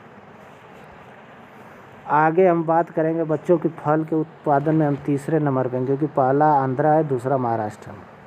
दलहन उत्पादन में भी हम तीसरे नंबर पे हैं। सब्जी उत्पादन में बच्चों हम जो है दूसरे नंबर पे हैं, क्योंकि पहले नंबर पे कौन है, पश्चिम बंगाल, हम दूसरे नंबर पे हैं। कुल खाद्यान्न में हम पहले नंबर पे हैं, ठीक है। अच्छा, कुल विद्युत उत्पादन में ये है 2620 करोड़ किलोवाट प्रति घंटा है आपका। अच्छा, ये भारतीय पर्यटक 1000 लाख यानी 10 करोड़ लोग जो है कि भारतीय पर्यटक उत्तर प्रदेश घूमने आते हैं, यानी भारत के लोग 10 करोड़ लोग हर साल जो है कि भारत घूमते हैं, उत्तर प्रदेश घूमते हैं। और विदेशों से जो पर्यटक आते हैं उनकी संख्या 10 लाख है हर साल। बैंकिंग संस्थानों की बात करेंगे तो ये कंडीशन है, जिला केंद्रीय सहकारी बैंक जो ज़िले पे होते हैं उनकी संख्या 50 है। ठीक है। अच्छा, प्रमुख शोध संस्थानों की बात कर लो, बार बार पूछा जाना वाला। 20 अनुसंधान लखनऊ में, वनस्पति अनुसंधान भी लखनऊ में, दवाइयों का अनुसंधान भी लखनऊ में, चीनी का अनुसंधान यानी कि उस लेबोरेटरी किया जाता है यानी कानपुर में, बीरबल साहनी वाला लखनऊ में है, पशु पर चिकित्सा और शोध इज्जत नगर बरेली में होता है, और कृषि और वानिकी पे जो है कि रिसर्च होता है झांसी में, गन्ना पे अनुसंधान आपका लखनऊ में होता है, चीनी पे कानपुर में, गन्ना पे लखनऊ में, ये ध्यान देना। अब पक्षी और पशु दोनों पे इज्जत नगर में, और दलहन पे कानपुर में, ठीक है। न्यायिक प्रशिक्षण की बात किया जाएगा तो वहाँ पे लखनऊ में होता है। हाँ, बकरी अनुसंधान आपकी मथुरा में होती है, ठीक है। अच्छा, और important national institute of biological Noida में है। पत्र और पत्रिकाएं में ज़्यादा कुछ है नहीं, इसका आप एक बार स्क्रीनशॉट ले लीजिए, ठीक है। और हम आगे बढ़ते हैं। लाल किला, कुछ ऐतिहासिक और पर्यटन स्थल उत्तर प्रदेश में देखेंगे। अकबर का मकबरा सिकंदरा में बनवाया गया था, आगरा में भी है, आगरा में ही है सिकंदरा आपका, और एतमाद उद दौला का मकबरा भी आगरा में। आगरा में बहुत सारे मोनूमेंट दिखेंगे, लाल किला भी आगरा में आपका, और काजी जी का मज़ार भी आगरा में। फतेहपुर सीकरी भी आगरा में ही है, आप ध्यान रहे, बस उसके जो है कि सटी हुई उसी के अंतर्गत बना एक छोटा सा जो है कि टाउन है फतेहपुर सीकरी। ये बुलंद दरवाज़ा हो और बीरबल महल दोनों जो है क्या है, ये आगरा ज़िले में ही है लेकिन फतेहपुर सीकरी में है। तो ये सारे मोनूमेंट कहाँ, आगरा में है, ठीक है बच्चे। और सलीम चिश्ती का मकबरा देख लो, इतना ये फतेहपुर सीकरी यानी आगरा ज़िले में ये भी पड़ता है। चाहे जोधाबाई के महल, चाहे मरियम महल की बात की जाए, अटाला मस्जिद जौनपुर वाली, रूमी दरवाज़ा लखनऊ में, मोती महल ध्यान देना लखनऊ में है, गड़बड़ नहीं करना है। हजरत महल पार्क जो है लखनऊ में है, काकोरी को शहीद, आनंद भवन और अल्फ्रेड पार्क ये दोनों प्रयागराज में है, स्वराज भवन भी प्रयागराज में। अकबर का किला आपका प्रयागराज, अच्छा वर्ड आप जानते ही हैं, प्रयागराज। भारत माता मंदिर इम्पोर्टेंट है, वाराणसी में है, विश्वनाथ मंदिर, ज्ञान वापी, रामनगर का किला, और ये धर्मराज का चौखंडी और स्तूप, धमेक स्तूप, ये सब वाराणसी में। जैसे देखो सारनाथ कहाँ है, वाराणसी में ना बच्चे, वैसे ही वहाँ फतेहपुर सीकरी आगरा में ही था, लेकिन देखो अलग से भी दिया है कि अशोक स्तंभ सारनाथ में। ये सब है। चुनार का किला मिर्ज़ापुर में, परिजात वृक्ष आपका बाराबंकी में, गीता प्रेस गोरखनाथ मंदिर ये गोरखपुर में। स्कंद गुप्त का भीतरी अलेख देखो, स्कंद गुप्त का जो है भीतरी अभिलेख है वो सैदपुर में है, गाजीपुर में। भृगु मुनि का आश्रम है बलिया में आपका। घोषित राम विहार कौशाम्बी में है, ये बहुत इम्पोर्टेंट है, ठीक है। बीरबल की जन्मस्थली जालौन में। पार्श्वनाथ का जैन मंदिर बरेली में पूछा जाता है। अब उत्तर प्रदेश के बारे में हम थोड़ा सा बात कर लेंगे, तुलना कर लेंगे कि इसकी क्या कंडीशन है। अच्छा,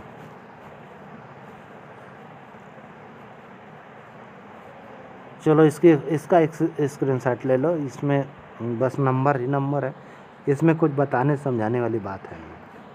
पहला पेज हो गया आप लोगों का, दूसरा आप ले सकते हैं, और फिर इसके बाद आप क्या करेंगे, तीसरा ले लेंगे, ठीक। अब आते हैं इस पर, मैपिंग से काम स्टार्ट करेंगे। मैप बहुत ही इम्पोर्टेंट है आपका, मैप से काम स्टार्ट होगा आपका। तो देख लीजिए भैया, ये है आपका नॉर्थ में उत्तराखंड, और ये आपका नेपाल से बाउंड्री शेयर करता है। 7 जिला हमने बताया, 7 ही जिला यहाँ पे हम बताए थे उत्तराखंड से बॉर्डर शेयर करता है, 7 जिला आपका नेपाल से बॉर्डर शेयर करता है।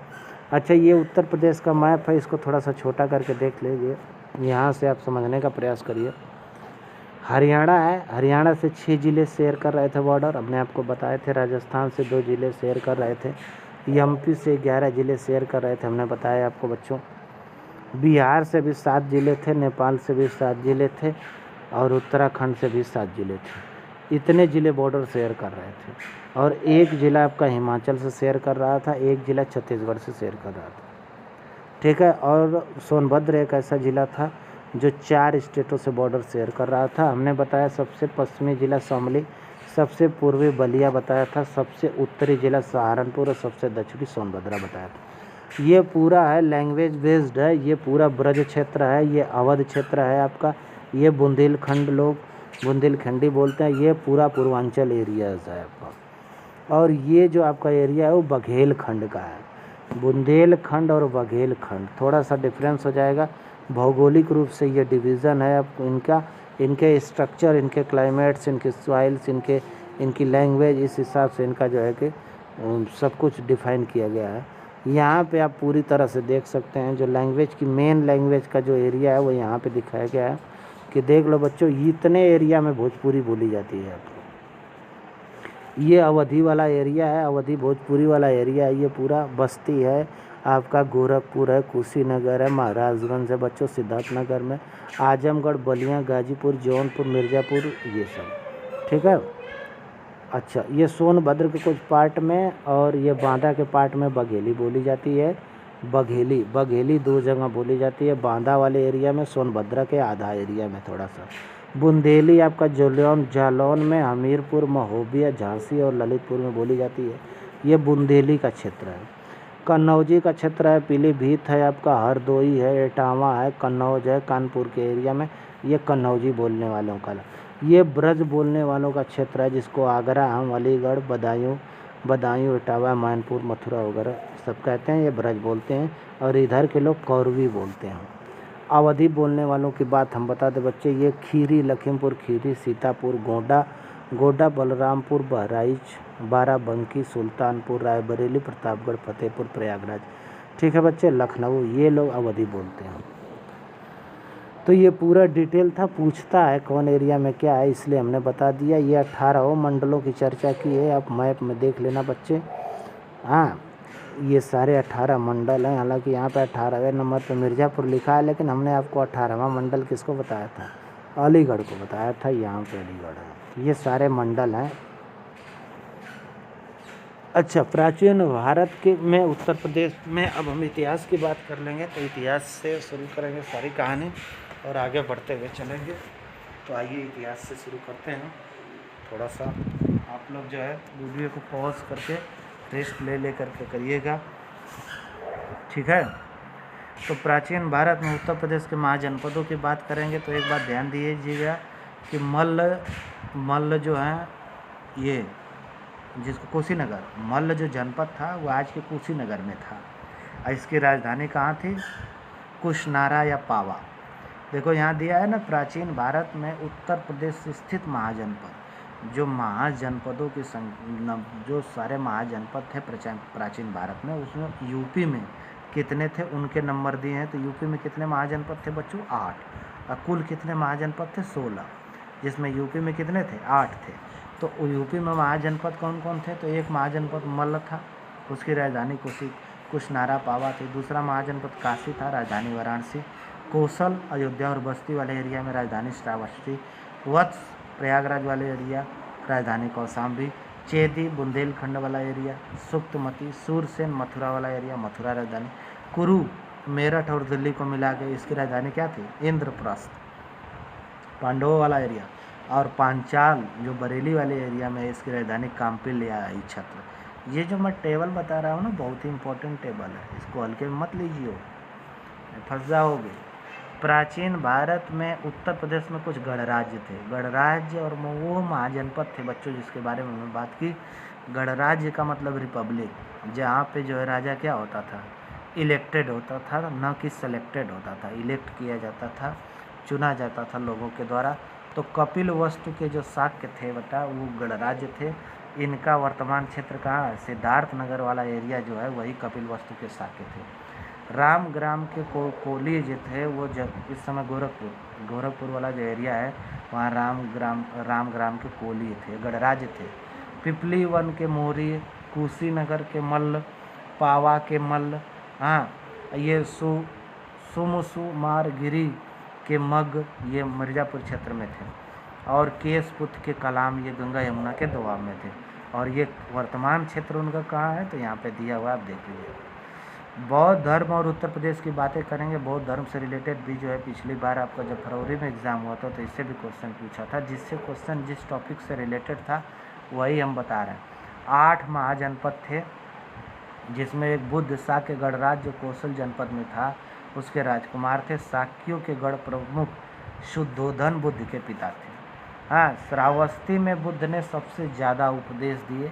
इम्पॉर्टेंट बातें। अंगुलीमाल डाकू जो है कि बुद्ध से मिला था, ठीक है, और अंगुलीमाल डाकू को बुद्ध ने उसको सुधार करके अपने जो है कि शिष्य बना लिया था। ये अंगुलीमाल डाकू वाले जो कहानी पढ़ते हैं ना बच्चों, ये बुद्ध से ही मिला था, ठीक है।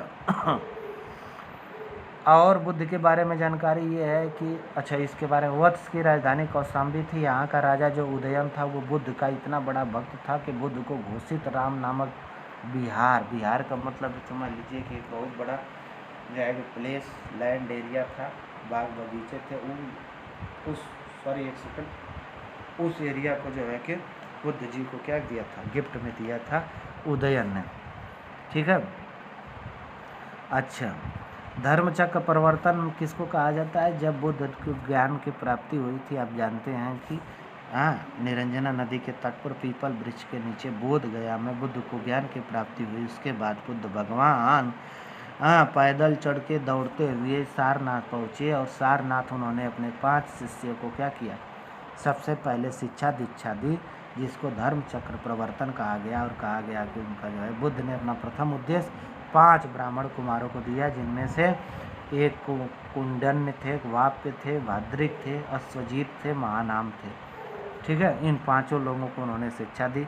मल्ल के गणराज्य जो थे आधुनिक कुशीनगर देवरिया में, मल्ल के 9 राज्य शामिल थे जो मल्ल के गणराज्यों में। इनकी 2 राजधानी थी, एक कुशनारा थी अथवा कुशीनगर, और दूसरा जो क्या थी, पावा थी। बताइए। गौतम बुद्ध के बारे में हम आपको बताएं, महापरिनिर्वाण का मतलब उनका निधन की बात होती है, 483 ईसा पूर्व में हुआ था। वैशाख पूर्णिमा के दिन 80 वर्ष की उम्र में इन्होंने हिरण्यवती नदी यानी गंडक के किनारे कुशनारा में जो है कि इनका क्या हुआ, निधन हुआ था। तो निरंजना नदी के तट पर बच्चों इनको ज्ञान की प्राप्ति हुई।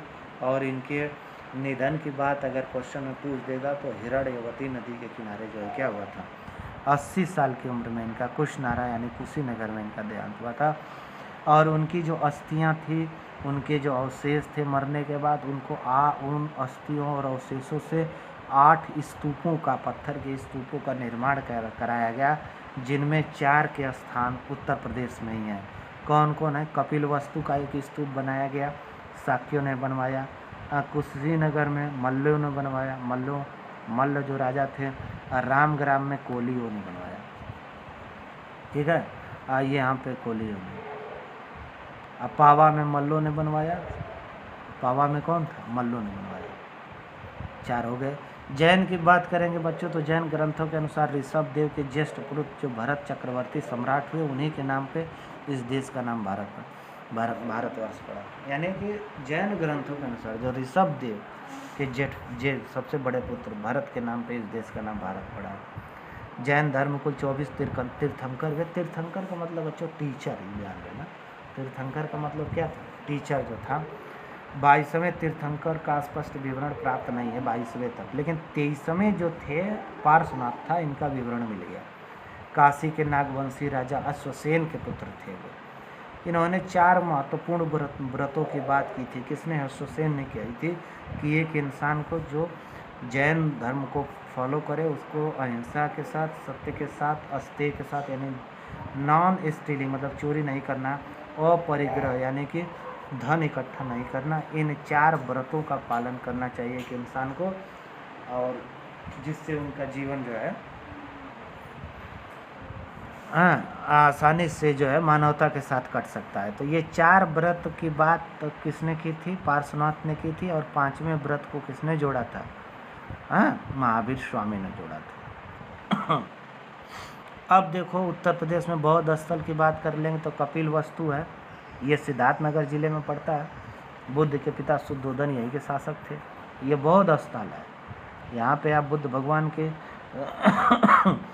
अवशेष, वहाँ पे उनकी जो है कि मूर्तियाँ, ये सारी चीज़ें आपको मिल सकती हैं। सारनाथ, जिसका पुराना नाम था ऋषिपत्तनम, यहीं पे बुद्ध ने अपना पहला उपदेश दिया था। इसी उपदेश को कहा गया धर्म चक्र प्रवर्तन। प्रवर्तन मतलब लागू करना, ठीक है। कुशीनगर भी बौद्ध स्थल है। श्रावस्ती भी बौद्ध स्थल है, कौशल राज्य की राजधानी थी। रामग्राम जो गोरखपुर में पड़ता है, ये भी बुद्ध स्थल है, आपका रामगढ़ ताल के रूप में की जाती है। देवदह, ये भी बुद्ध का ननिहाल था, यहाँ पे महाराजगंज में पड़ता है। पावा ये आप कुशीनगर की बात है जहाँ पे बुद्ध का जो है निर्वाण प्राप्त हुआ था उनको, और यहीं पे बुद्ध यहीं पे जो चुंदकर मार जो थे इन्हीं के घर भोजन करने के बाद बीमार हुए और इनका जो है क्या हुआ, निधन हो गया। इसके बाद बात करेंगे कि उत्तर प्रदेश में जो अशोक के अभिलेख हैं, तो उत्तर प्रदेश, अशोक एक चक्रवर्ती सम्राट था। अशोक एक इकलौता राजा था जिसकी सीमाएं, हाँ, अखंड भारत में सबसे बड़ी सीमा थी बच्चों। तो उनके जो अभिलेख थे, उनकी जो शिक्षा, उनकी जो राजाज्ञा यानी राजा के द्वारा जो जनता को दी जाने वाली आज्ञाएं थीं, वो कहाँ कहाँ उत्तर प्रदेश में कहाँ कहाँ आपको देखने को मिलेगी, उनके पत्थर, उसकी बात की जा रही है। तो इम्पोर्टेंट राजा थे, तो ये पूछा जा सकता है आपसे। तो अरौरा मिर्ज़ापुर में एक लघु शिलालेख है उनका, मेरठ में मिलेगा बृहद स्तंभ लेख है बड़ा, प्रयाग में मिलेगा बृहद स्तंभ लेख, सारनाथ में आपको मिलेगा और कौशाम्बी में मिलेगा। ठीक है। अब प्रयाग प्रशस्ति, ये यूपीपी में क्वेश्चन पूछा था। प्रयाग प्रशस्ति लेख को समुद्रगुप्त का इलाहाबाद स्तंभ लेख भी कहा जाता है, ये पूछा था। ठीक है। अगर बात की जाए आगे चलकर, अच्छा, इस लेख में आरंभ में मौर्य सम्राट अशोक का लेख भी मिलता है, और आगे चलकर समुद्रगुप्त ने क्या किया कि इस सम्राट विजय अभियान का विस्तार कब किया, या ब्राह्मी लिपि और संस्कृत भाषा में लिखा अभिलेख। ठीक है, इसमें और कुछ नहीं है। इसी अभिलेख को आगे चलकर मुगल सम्राट जहांगीर ने अपना लेख दर्ज करवा लिया उसमें। ठीक है, और ये अभी फ़िलहाल कौशाम्बी में मौजूद है, लेकिन जिसे बाद में अकबर ने प्रयागराज में लाकर सुरक्षित कर दिया था। उत्तर प्रदेश के भक्ति आंदोलन की बात की जाए, 6वीं सदी ईसा पूर्व, 6ठी सदी ईसा पूर्व यानी 600 BC, यानी कि 600 BC, ठीक, ईसा मसीह के जन्म से 600 साल पहले की बात हो रही है। 6ठी सदी ईसा पूर्व में भारत में भक्ति आंदोलन का जो है कि मध्यकालीन भारत में आया। वैदिक कर्मकांडों के विरुद्ध जब लोकप्रिय हो गया था बौद्ध और जैन धर्म, तो उसी के समानांतर वैष्णव और शिव संप्रदाय से जुड़े संतों के प्रयास का नया रूप था। यानी भक्ति आंदोलन आया क्यों, मैं बता दूं। भक्ति आंदोलन आने का प्रमुख कारण क्या था ना, कि भक्ति आंदोलन आने से पहले क्या स्थिति थी कि उस समय जो है कि भारत में दो बड़े और मेजर धर्म, चलिए भक्ति आंदोलन की बात कर रहे थे। तो भक्ति आंदोलन में, उत्तर प्रदेश में भक्ति आंदोलन, देखिए भक्ति आंदोलन की बात करते हैं तो ये 6ठी शताब्दी ईसा पूर्व वैदिक कर्मकांडों के विरुद्ध, देखो सबसे पहले मैं आपको बता दूं कि 1500 BC, यानी कि 1500 BC से 1000 BC तक ऋग वैदिक पीरियड चला। ठीक है, ऋग वैदिक पीरियड के बाद लेटर वैदिक पीरियड्स तक कार्यक्रम चलता रहा। तो लेकिन 600 BC आते आते इसके 400 साल तक, यानी कि कुल मिला के 4 ये 5 ये 900 सालों तक वैदिक कर्मकांड और व्यवस्थाएं चलती रहें। वैदिक जो है कि तमाम जो है आपको जो है कि वैदिक रचनाएं आपको दिखेंगी, जो ऋग वैदिक था, फिर उत्तर वैदिक में सामवेद, यजुर्वेद, अथर्ववेद, ये सारी चीज़ें हुई, रचनाएं हुई। वैदिक कर्मकांड अपने जो है चरम पे पहुँचे। तो इसकी लोकप्रियता, इसके विरुद्ध, इसके कर्मकांडों के, वैदिक कर्मकांडों के विरुद्ध जो है कौन लोकप्रिय हुए, 2 धर्म लोकप्रिय हुए। एक का नाम था बौद्ध, दूसरे का नाम जैन धर्म था। तो बौद्ध और जैन धर्म में ये बातें बताई गई तो कि किस प्रकार जो है कि ये वैदिक कर्मकांड, ब्राह्मण कर्मकांड जो है लोगों के जीवन में को प्रभावित कर रहे हैं। तो आम इंसान जो है जिसको रोटी कपड़ा मकान से साथ साथ सादा जीवन अगर जीना चाहे, कुछ सत्य का पालन करना चाहे अपने जीवन में, मानवता की बात अगर करने वाले लोग थे, तो बौद्ध और जैन धर्म में आपको देखने को मिलेगा।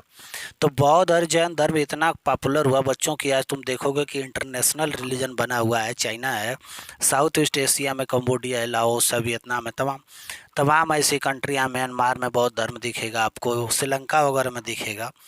तो इतने ज़्यादा ये पॉपुलर धर्म हुए। तो इसी के अगेंस्ट में समानांतर वैष्णव और शैव संप्रदायों से जुड़े कुछ संत थे, उन्होंने प्रयास किया कि एक नया रूप दिया जाए, हिंदू धर्म को लाया जाए, एक नया रूप दिया जाए।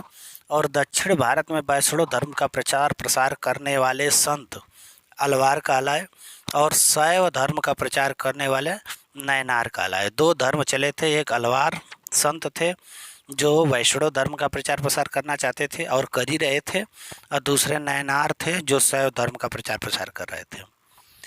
अच्छा, और ये प्रचार प्रसार इनका आंदोलन की तरह था, इसलिए इनको भक्ति आंदोलन कहा गया। और ये भक्ति आंदोलन जो नयनार संतों और अलवार संतों द्वारा शुरू किया गया। अलवार संतों ने वैष्णव का प्रचार प्रसार बढ़ाया और नयनार ने शैव का। तो इसको दक्षिण भारत से ये उत्तर भारत अगर लाने का, उसी में से एक संत थे रामानंद, उन्होंने किया बच्चों। तो रामानंद जो थे वो रामानुज के शिष्य थे रामानंद। इनका जन्म प्रयागराज में हुआ था और इन्होंने ही दक्षिण भारत से उत्तर भारत की तरफ इस भक्ति आंदोलन को लाने का काम किया। इलाहाबाद में जन्मे रामानंद, इनके गुरु रामानुज थे। अनसुईया में हुआ था इनका, प्रयागराज में इनका जन्म हुआ था। प्रत्येक जाति के लोगों को अपना इन्होंने शिष्य बनाया और उपदेश आम आदमी की भाषा हिंदी में दिया। इन लोगों के उपदेश की भाषा बौद्ध धर्म की आप जानते ही हैं और जैन धर्म की जानते हैं। बौद्ध धर्म की जो भाषाएं पाली मानी जाती है, जैन धर्म की प्राकृत मानी जाती है। बच्चों, प्राकृत और पाली उस समय आम लोगों की भाषा थी। हालांकि प्राकृत सबसे आसान भाषा थी जिसमें आम जनता को समझाया जा सके। तो बुद्ध और जैन की जो भाषाएं थी वो जो है कि लोकल भाषाएं थी जिसमें आम आदमी समझ सके। तो इन्होंने, रामानंद ने उत्तर भारत में, ठीक है, उत्तर भारत में रामानंद ने भक्ति आंदोलन को बढ़ावा दिया और इन्होंने अपना जो है क्या किया, किस भाषा में जो है प्रचार प्रसार किया, हिंदी भाषा में। एकेश्वरवाद पर इन्होंने बल दिया। रामानंद ने विष्णु की जगह राम की भक्ति आरंभ की। रामानंद ने राम की भक्ति आरंभ की। जो आज राम की भक्ति चरम पे है ना बच्चों, अपने पराकाष्ठा पे पहुंची हुई है। तो इसके सबसे प्रारंभिक इस आंदोलन को, राम की भक्ति को आरंभ करने का श्रेय किसको जाता है? रामानंद को। तो रामानंद एक इम्पोर्टेंट पर्सन है। भक्ति आंदोलन के प्रणेता माने जाने वाले रामानंद ने दक्षिण भारत की जो भक्ति आंदोलन था उसको उत्तर भारत लाया। इन्होंने राम की भक्ति आरंभ की। कबीर, रैदास, सेना इनके आदि प्रमुख शिष्य हुए। एक बात ध्यान देना कि राम की भक्ति थी, ठीक है, आदर्शों पे बात थी, मानवता पे बात थी, प्रकृतिवाद पे बात थी, ठीक है। भगवान के रूप में इतने कर्मकांड उस समय नहीं जुड़े थे, तभी इनके शिष्य कबीर, रैदास और सेना। मान लो ये टीचर है रामानंद, और रामानंद का टीचर कौन है? कबीर है। तो कबीर आप सुने हो ना, कबीर के दोहे सुने हो ना? हाँ, सदुक्कड़ी भाषा है कबीर की। कबीरदास की उल्टी बानी बरसे कंबल भीगे पानी। हाँ, पत्थर पूजे आदि हरि हरि मिले तो मैं पूजू पहाड़, और घर की चकिया क्यों न पूजे जिसे पीस खाए संसार। ये सदुक्कड़ी भाषा थी इनकी। इन्होंने जो है क्या किया, इनकी कहानी बताएंगे, बहुत इंटरेस्टिंग है, मैं आगे बताऊंगा। तो इनके शिष्य थे कबीर, रैदास और सेना। ये कबीर, रैदास, सेना, ये लोग जो थे ना बच्चों, ये रामानंद के शिष्य थे। रामानंद ने ही जो है भक्ति आंदोलन को उत्तर भारत में इतना मशहूर किया और राम की भक्ति पे बल दिया। तो ये लोग जो थे, ये लोग काफ़ी निम्न कास्ट से जुड़े हुए लोग थे, निचले तबके के लोग थे। भक्ति आंदोलन को लोकप्रियता का परिणाम रहा कि निर्गुण और सगुण दो संप्रदायों में विभक्त हो गया। तो निर्गुण संप्रदायों को इन्होंने बढ़ावा दिया, ठीक है। कबीर किसके थे? निर्गुण संप्रदाय के जो है कि इसको बढ़ावा इन्होंने दिया। तो ये भक्ति आंदोलन इतना लोकप्रियता का इसका परिणाम रहा कि निर्गुण और सगुण। देखिए ध्यान से, रामानंद ने राम की भक्ति पे बल दिया, यानी रामानंद के जितने शिष्य हुए वो निर्गुण भक्ति में विश्वास करने लगे, ठीक है। निर्गुण, अब यानी उस समय राम की बातें सगुण और निर्गुण दोनों रूपों में देखी जाती थी। आज तो राम की पूजा केवल सगुण भक्ति में देखी जाती है, राम को भगवान माना गया आज के डेट में। हालांकि जब आप लोग बेसिक तैयारी करोगे तो उसमें राम को भगवान नहीं बताया गया, राम को एक आइडियल प्रशासक के रूप में दिखाया गया। सगुण भक्ति की शाखा का कार्य चैतन्य को मिला, तुलसी को मिला, वल्लभाचार्य को मिला, सूर्य को मिला, मीरा को मिला। ये लोग सगुण की बात की, इन्होंने भगवान को भगवान कहा और उनकी केवल अच्छाइयाँ उनके जो है कि चमत्कार की बातें की। लेकिन निर्गुण में क्या थी कि राम थे, प्रकृति, मानववाद था। लेकिन यहाँ पे क्या था? केवल भगवान की चमत्कार की ही बातें थी जो सगुण भक्ति में थी। और सगुण में ज़्यादा पूजा पाठ होता है।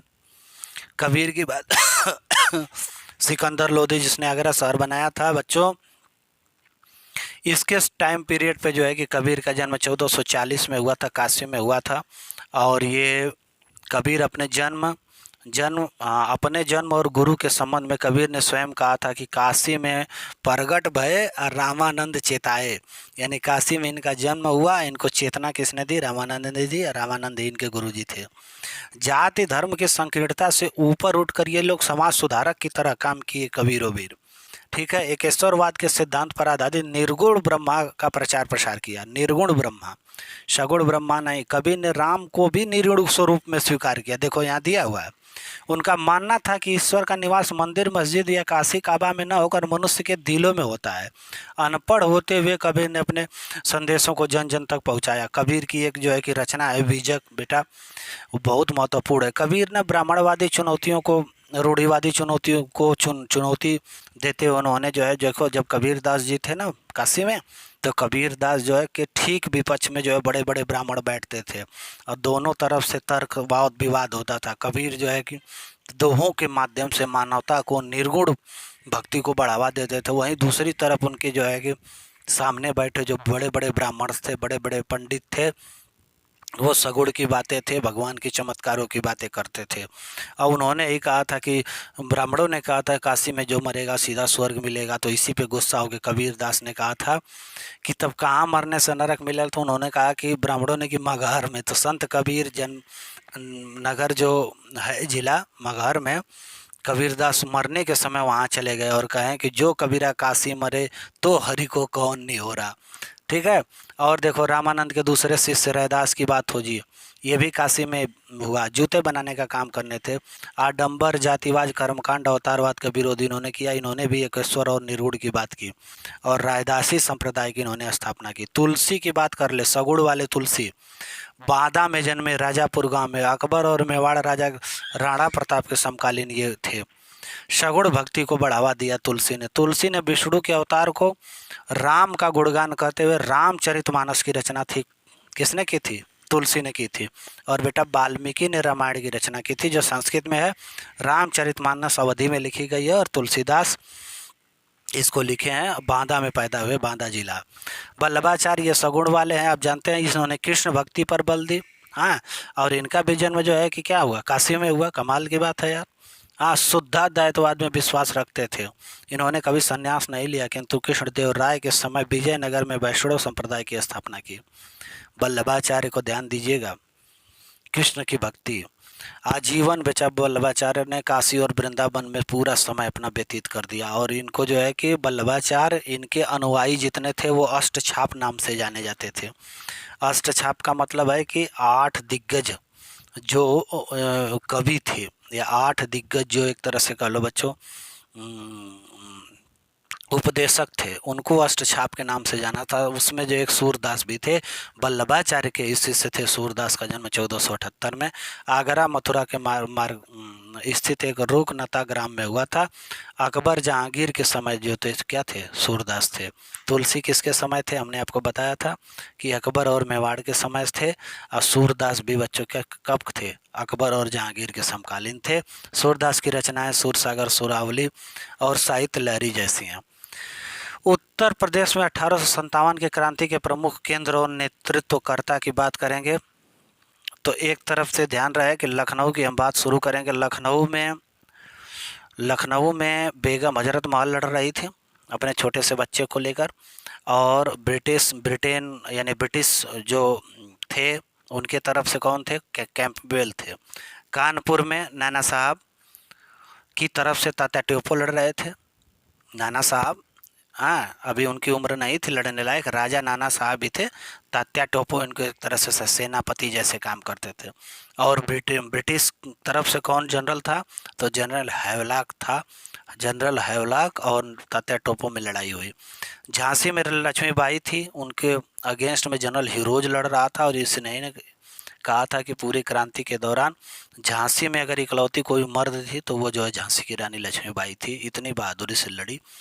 प्रयागराज में लियाकत अली ने पूरा आंदोलन को नेतृत्व दिया और बड़ी बहादुरी के साथ लड़ा। कर्नल नील ने इनके आंदोलन को दबाया, इनके क्रांति को दबाया। फैजाबाद में मौलवी अहमदुल्ला थे। बरेली में खान बहादुर खान थे, यहाँ भी कैंपबेल ने किया काम। बरेली और लखनऊ, यानी लखनऊ के बाद बरेली। मथुरा में देवी सिंह, कालपी में तात्या टोपो ने लड़ा, फतेहाबाद में अजीम मुल्ला, जगदीशपुर ये वीर कुंवर सिंह है, गोरखपुर में गजाधर सिंह ने जो है नेतृत्व किया उस क्रांति का। ठीक है। प्रदेश में भारतीय राष्ट्रीय कांग्रेस के प्रमुख आंदोलन हुए। भारतीय राष्ट्रीय कांग्रेस के बारे में जान लो बेटा।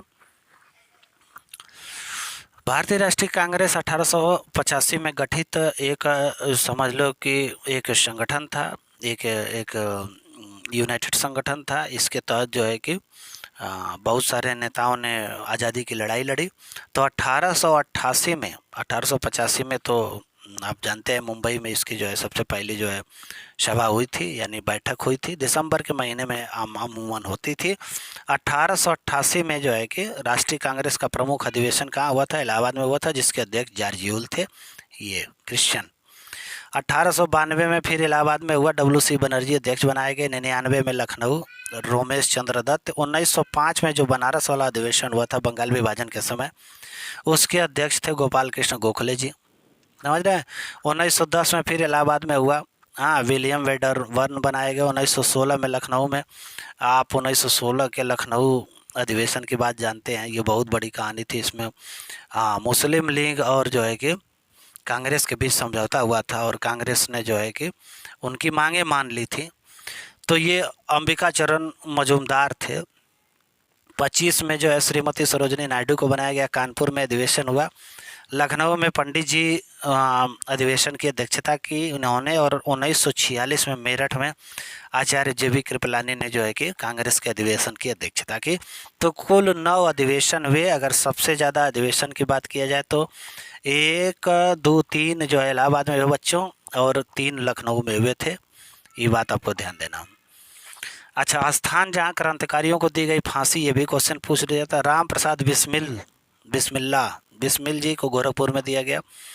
अशफाक को फैजाबाद में दिया गया। लाजेंद्र लाहरी को गोंडा में, और रोशन सिंह को नैनी में। देखो, लाहरी, अड़ी अड़ा से गोंडा मान लो, ले लो। अशफाक हैं, उल्ला खां ये फैजाबाद में, राम प्रसाद हैं तो गोरखपुर में है, रोशन सिंह को नैनी प्रयागराज में जो है कि फांसी। जो ये गिरफ्तार क्रांतिकारी थे, अच्छा, इन लोगों में चंद्रशेखर आज़ाद भी थे, तो वो भाग निकले थे। तो गिरफ्तार क्रांतिकारियों का मुकदमा चंद्र भानुगुप्त नामक एक युवा वकील ने लड़ा, जो बाद में उत्तर प्रदेश के मुख्यमंत्री भी बने। हम पहली बात बता चुके हैं। अच्छा, उत्तर प्रदेश के बौद्ध स्तूप की बात कर लो, तो भी तो बताए थे पीछे, लेकिन एक बार और देख लेते हैं। सारनाथ वाला जो अशोक का जो है मौर्य सम्राट अशोक ने सारनाथ में 2 प्रमुख स्तूप थे अशोक के। एक है चौखंडी का स्तूप, दूसरा है धर्मराजी का स्तूप। ठीक है। और चौखंडी का स्तूप ने ऊंचे टीले पर ईंट के 8 कोण का स्तूप बना है। ये जमीन से 84 फुट ऊंचा है, जिसको आप देखेंगे। ठीक है। और कुशीनगर में स्तूप है।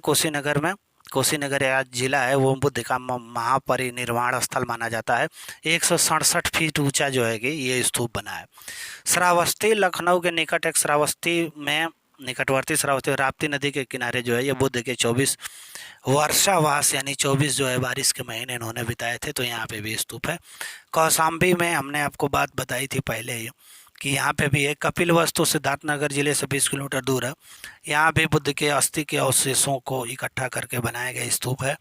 और रामभर आपका कुशीनगर में है। ये बुद्ध का अंतिम संस्कार यहीं पे किया गया था। ठीक है। उत्तर प्रदेश में कुछ GI टैग्स मिले हुए हैं, उनको आप देख लीजिए। GI टैगों की संख्या 22 है। इसका आप स्क्रीनशॉट ले सकते हैं।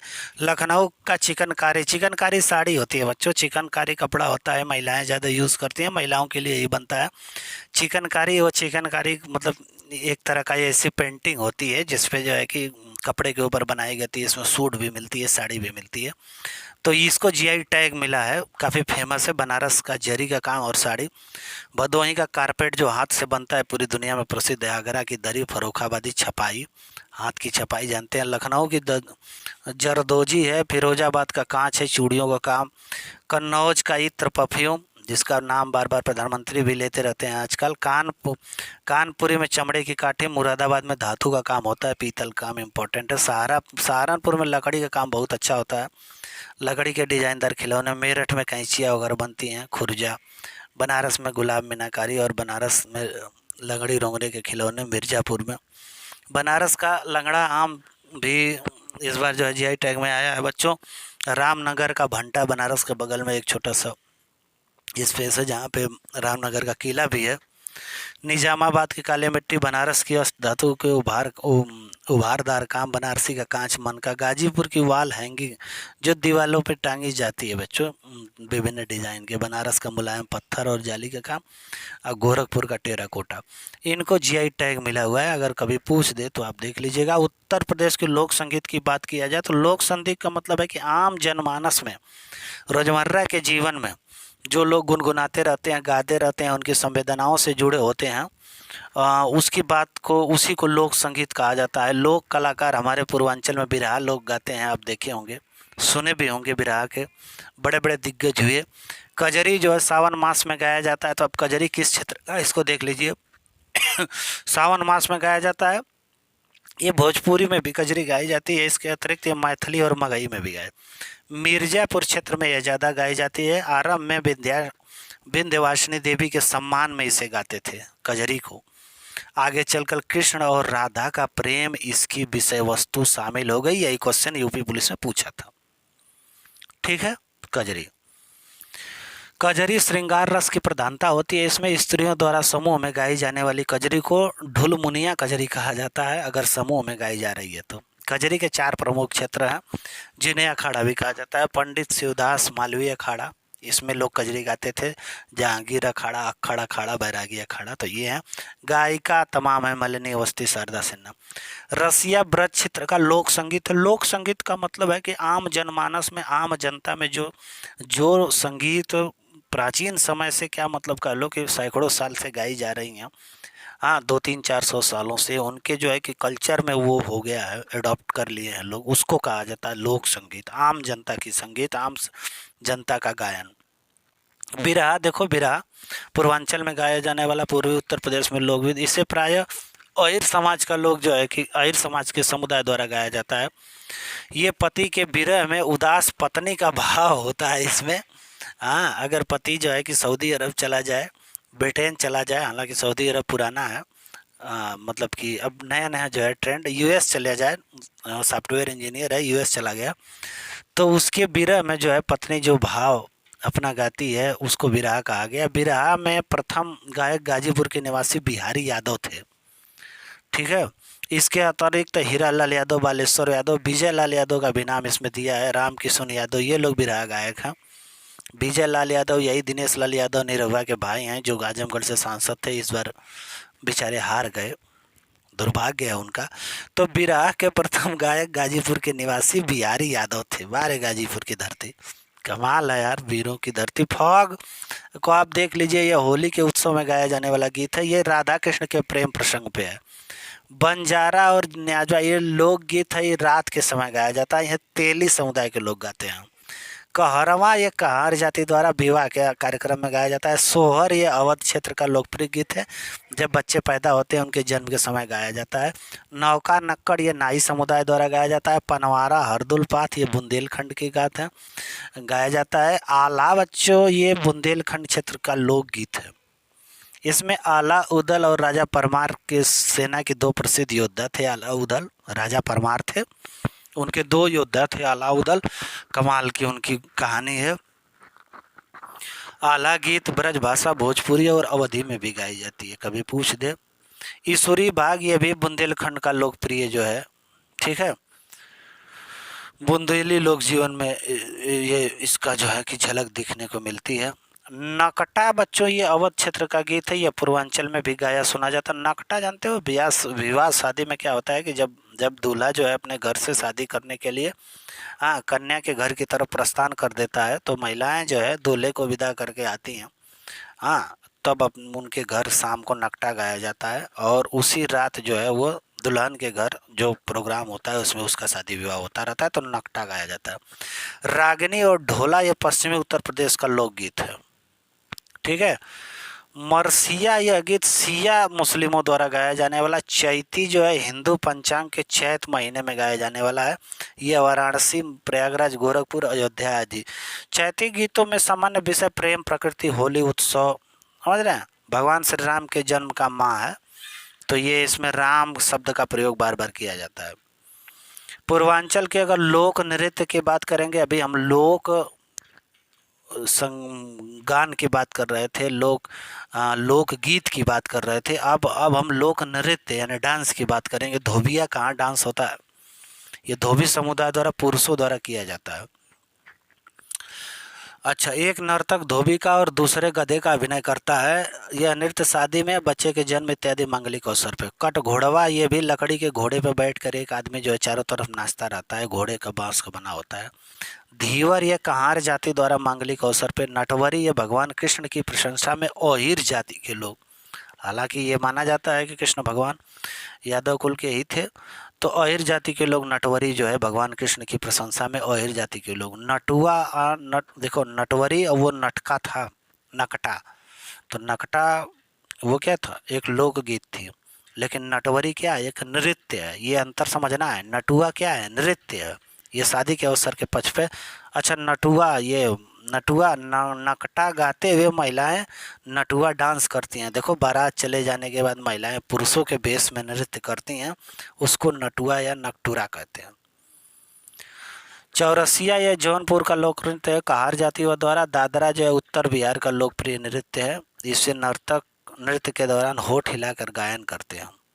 जोगिनी है, यह भी पुरुष नर्तकों द्वारा महिलाओं के वेश में धारण करके ये गान किया जाता है। आजकल कपिल शर्मा भी सारे पुरुष महिलाओं बना के डांस करवा रहे हैं, वैसे ही जोगिनी जो है पुरुष नर्तकों द्वारा महिलाओं के वेश धारण करके इसमें गाया जाता है। कालाबाजी, नर्तक एक नकली घोड़े पर बैठकर जो है कि डांस होता है। ये ढेढ़िया जो है भगवान राम के वन से अयोध्या वापस आने की खुशी में जो है ये ढेढ़िया जो है डांस किया जाता है। मिर्ज़ापुर और सोनभद्र के अगर लोक नृत्य की बात करेंगे तो कर्मा जो लोक नृत्य था आपका, वो सोनभद्र का गोंड बैगा और कोरगू खरवार जनजाति द्वारा किया जाता था। ठीक है। ठड़िया, ये जो है देवी सरस्वती के संतान के आशीर्वाद प्राप्त करने के लिए। चौलर भी वहाँ है, ठड़िया भी है। कर्मा, ठड़िया, चौलर, ढकहरी, कजरी तो मिर्ज़ापुर का है। छपेली एक नृत्य है जो एक हाथ में रुमाल लेकर दूसरे में दर्पण लेकर गाया जाने वाला है, क्या है, डांस किया जाने वाला नृत्य है। उत्तर प्रदेश की कठपुतली कला के बारे में देख लीजिए। कठपुतली कला को कठपुतलियों को ना, जो कठपुतलियाँ होती थी छोटी छोटी मिट्टी की बनी होती थी, लकड़ी की बनी होती, उनको चमकदार कपड़े पहनाए जाते थे। तो उत्तर प्रदेश का कठपुतली नाटक बहुत मशहूर है बच्चों। गुलाबो सिताबो इसमें एक बहुत ही मशहूर कठपुतली नाटक है, आप इसको देखे होंगे कि गुलाबो सिताबो जो ये है ना, गुलाबो सिताबो पे फिल्म बनी हुई है जिसमें अमिताभ बच्चन और आयुष्मान खुराना पे गुलाबो सिताबो, आप देखिएगा, मूवी कमाल की मूवी है। ठीक है। यह कला उत्तर प्रदेश में लुप्त होने के कगार पे है, समझ रहे हैं। तो ये थी। अब इसके बाद आते हैं रासलीला। रासलीला भगवान कृष्ण के जीवन पर आधारित, हाँ, रासलीला है। इसमें जन्माष्टमी के अवसर पर यह किया जाता है। रासलीला के लिए ब्रज भाषा का ही प्रयोग किया जाता है। नौटंकी तो उत्तर प्रदेश का एक लोकप्रिय नाट्य है। आप नौटंकी अब समझ, इसका वर्णन तो आईने अकबरी में भी मिलता है। कानपुर की नौटंकी सबसे फेमस है। ठीक है। नौटंकी की दो प्रमुख शैलियाँ हैं, देखो बच्चों, एक कानपुरिया और एक हाथरसी। हाथरसी शैली पुराने स्वरूप के करीब है। ठीक है। एक काव्यात्मक पर जोर देती है, जबकि कानपुरिया शैली अभिनय पर बल देती है। ठीक है। स्वांग यह उत्तर प्रदेश का एक लोक नृत्य नाट्य है। नकल जो है यह भी लोक नृत्य नाट्य है। नकल पर आधारित प्रदर्शन होता है। प्रदर्शन करने वाले कलाकार को बहरूपिया अथवा नकलची कहते हैं, उस नृत्य को नकल कहते हैं। अब आ जाइए, अब कुछ मेले और उत्सव हम देख लेंगे उत्तर प्रदेश का।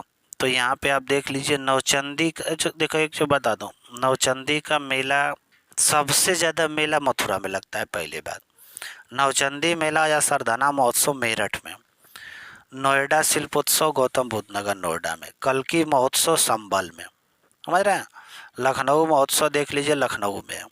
देवा शरीफ का मेला बाराबंकी में लगता है।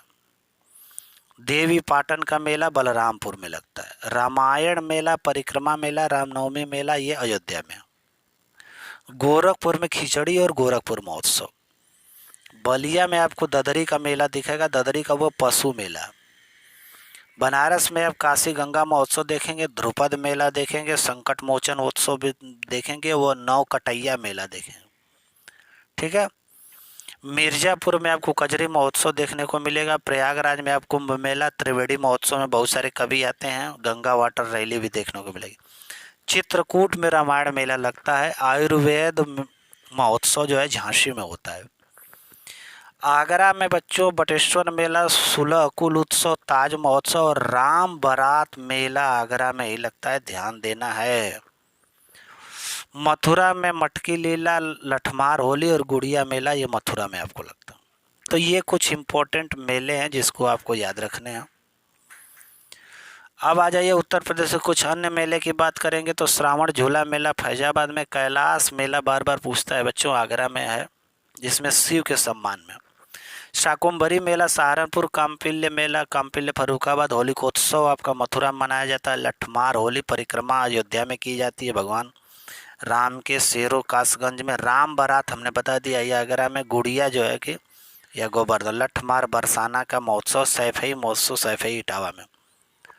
यह बॉलीवुड नाइट नाम से प्रसिद्ध है। अब आयोजन इसका बंद कर दिया गया है, बड़ी आलोचना हुई, बंद कर दिया है। ध्रुपद मेला वाराणसी मेला हम बताया। हरिदास जयंती का मथुरा में होता है।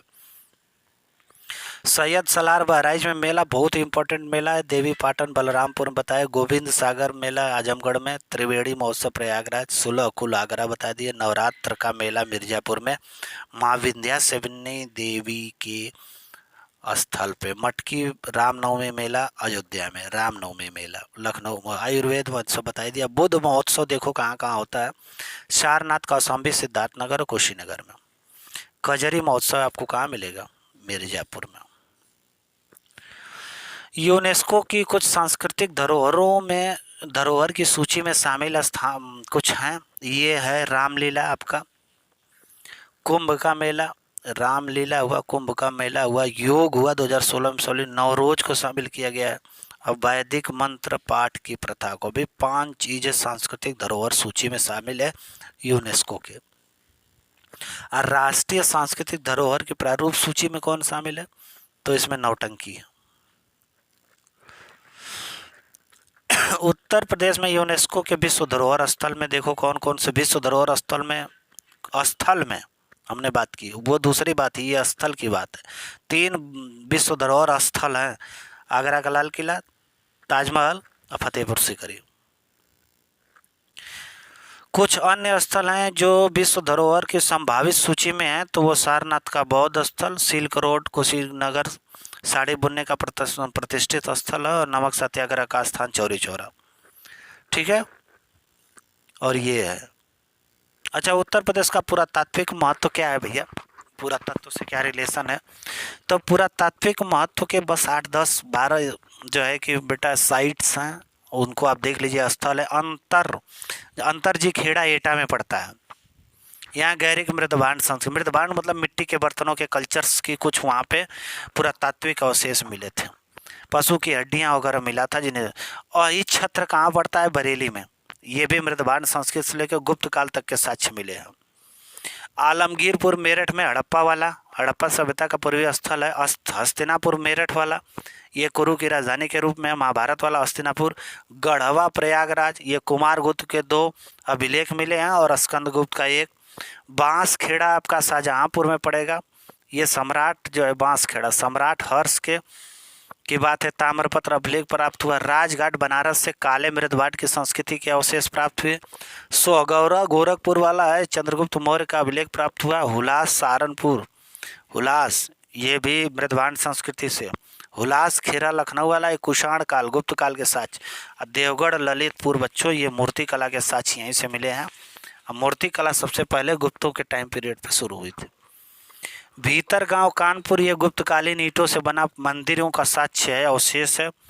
सराय नाहर अवराय, ये प्रतापगढ़ का साक्ष्य है। पहला मानव बस्ती जो है कि 8000 साल पुरानी जो है मानव बस्ती का साक्ष्य मिला। और सिद्धार्थ नगर, सालागढ़, कपिलवस्तु में ये कुषाण कालीन बिहार के साक्ष्य यहाँ से मिले। तो ये कुछ हैं साइट्स हैं। अगर पर्यावरणीय पर्यटन की बात करेंगे तो वेस्टर्न में अमनगढ़ बिजनौर वाला है wild life circuit. Western wild life circuit में 4 हैं, एक अमनगढ़ टाइगर रिजर्व, एक शिवालिक वाला, एक हस्तिनापुर वन्य जीव अभ्यारण्य मुजफ्फरनगर में पड़ता है बिजनौर में, और एक है एलिफेंट रिजर्व आपका बिजनौर सहारनपुर में। अगर तराई टाइगर सर्किट में 4 इसमें भी हैं। वेस्टर्न वाइल्ड लाइफ सर्किट में 4, अमनगढ़, शिवालिक, हस्तिनापुर, एलिफेंट। और तराई वाले में दुधवा, पीलीभीत टाइगर, पीलीभीत में दुधवा नेशनल पार्क आपको लखीमपुर खीरी में याद रहे सबसे बड़ा डिस्ट्रिक्ट है एरिया वाइज। करतनिया घाट ये भी बहराइच में है, किशनपुर जो है कि ये लखीमपुर खीरी में। अगर लायन सफारी एंड ये खिरास सर्किट बात करेंगे तो ताज वाला है आगरा में, बियर रेस्क्यू सेंटर आगरा में, राष्ट्रीय चंबल वन्य जीव अभ्यारण्य इटावा में, लायन सफारी। अब बुंदेलखंड वाले सर्किट में चले जाइए तो कौन कौन है? देवगढ़ है, कलिंजर है, बांदा वाला, रानीपुर हाल ही में बना, चित्रकूट वन्य जीव अभ्यारण्य, महावीर स्वामी वन्य जीव अभ्यारण्य ललितपुर में है आपको, विजय सागर पश्चिम बिहार महोबा। ठीक है, ये विंध्यन क्षेत्र में देख लीजिए कौन कौन से हैं इंपॉर्टेंट। कैमूर है, चंद्रप्रभा चंदौली वाला, हाँ, हाथी नाला रेणुकोट में पड़ता है, विजयगढ़ सोनभद्र में, चुनार वाला मिर्जापुर, और बेतीलाल प्रतापगढ़ में। अब वेस्टर्न बर्ड सर्किट में ओखला, ये बर्ड वेटलैंड सर्किट है, ओखला नोएडा वाला, सूरजकुंड वेटलैंड गौतम बुद्ध पटना, एटा में, सरसई पश्चिम बिहार इटावा में, सामान वन्य जीव अभ्यारण्य मैनपुरी में, और सुर सरोवर पश्चिम बिहार आगरा में। ठीक है, और सेंट्रल बर्ड वेटलैंड सर्किट में शहीद चंद्रशेखर आज़ाद वाला उन्नाव में है, सांडी पश्चिम बिहार हरदोई में, समसपुर पश्चिम बिहार रायबरेली, और लाख 82 पश्चिम बिहार कन्नौज वाला। ठीक है, अच्छा, 2001 में उत्तर प्रदेश में स्कूल चलो अभियान चला था, जिसमें ये निर्धारित किया गया था कि 100% हम जो है कि इनरोलमेंट कराएंगे, यानी नामांकन कराएंगे, यानी 100% बच्चों का जो है नामांकन करवाने के लक्ष्य से 2001 में उत्तर प्रदेश सरकार ने स्कूल चलो अभियान चलाया था। इसमें 6 से 14 साल के बच्चों को का नामांकन कराने की बात हुई थी। अगर उत्तर प्रदेश में शिक्षा के अधिकार की बात की जाए बच्चों, तो शिक्षा का अधिकार अधिनियम जो RTE था, जो देश में 4 अगस्त 2009 को लागू हुआ, लेकिन उत्तर प्रदेश सरकार द्वारा 27 जुलाई 2011 को केंद्रीय शिक्षा अधिकार अधिनियम 2009 के प्रावधानों के अधीन लागू किया। यानी पूरे देश में 2009 में 4 अगस्त को, लेकिन यूपी में 27 जुलाई 2011 को लागू हुआ। ध्यान रहे, RTE बहुत इम्पोर्टेंट है, फंडामेंटल राइट डिक्लेयर्ड है, 21A में है, ध्यान रहे, शिक्षा का अधिकार। हाँ, RTE अधिनियम के अनुसार उत्तर प्रदेश के जो निजी स्कूल है उसमें 25% सीटें उन बच्चों को दिया जाएगा जो गरीब परिवारों से संबंध रखते हो। ठीक है, अच्छा, और एक बात ये है कि छात्र शिक्षक अनुपात की PTR की बात की जाए तो भवन और अवसंरचना स्कूल कार्य दिवस शिक्षक के कार्य घंटों संबंधित मानदंडों मानकों से भी निर्धारित किया जाता है। तो ये तो बहुत इंपॉर्टेंट नहीं है। आ जाइए यहाँ, उत्तर प्रदेश में विश्वविद्यालय और महाविद्यालय कुल कितने विश्वविद्यालय हैं? 74। हम शुरू में बताया आपको 6 केंद्रीय विश्वविद्यालय हैं, राज्य विश्वविद्यालय 31 हैं, निजी विश्वविद्यालयों की संख्या इस लिस्ट को आप देख लीजिए। ठीक है, डीम्ड पशु चिकित्सा विश्वविद्यालय आपका 1 है, और डीम्ड कृषि विश्वविद्यालय आपके पास 1 है। अब भारतीय राज्यों के सीमा से लगे उत्तर प्रदेश के जिले, अब आ जाइए बात हो जाए इसमें। उत्तराखंड से 7 जिले हमने बताया था ना, 1 2 3 4 5 6 7, सहारनपुर, मुजफ्फरनगर, बिजनौर, मुरादाबाद। ये लिस्ट आपको याद रहनी चाहिए भैया, पूछ देता है। हाँ, ये उत्तराखंड से। मध्य प्रदेश से 11 जिले हमने बताए थे, ये 7, ये 11। हरियाणा से हमने कितने बताए? 6 ना, हाँ 6। छत्तीसगढ़ से 1 बताया था, बिहार से भी 7 बताया था, झारखंड से भी 1 ही है, राजस्थान से हमने 2 बताए थे, हिमाचल से 1 बताए थे, और दिल्ली UT है, उससे हमने 2 बताए थे। ठीक, तो वही सेम टू सेम है। ये पूरा स्क्रीनशॉट आप लेके इसको अच्छे से देख लेना बच्चों, क्योंकि बार बार ये पूछता है। झारखंड से सोनभद्र लगा हुआ है केवल, छत्तीसगढ़ से भी केवल सोनभद्र लगा हुआ है, और हिमाचल प्रदेश से केवल सहारनपुर लगा हुआ। 7 उत्तराखंड, 11 MP, 6 हरियाणा, 1 छत्तीसगढ़, 7 बिहार, 1 झारखंड, 2 राजस्थान, 1 हिमाचल, और 2 UT दिल्ली। नेपाल की सीमा 560 किलोमीटर की है, जिसमें जो है नेपाल में 7 जिले हैं: सिद्धार्थनगर, महाराजगंज, पीलीभीत, लखीमपुर, बहराइच, श्रावस्ती और बलरामपुर। ठीक है, लेकिन ये अब 560 किलोमीटर, अब उत्तर प्रदेश की इस सीमा को 599 किलोमीटर का सड़क निर्माण किया जा रहा है।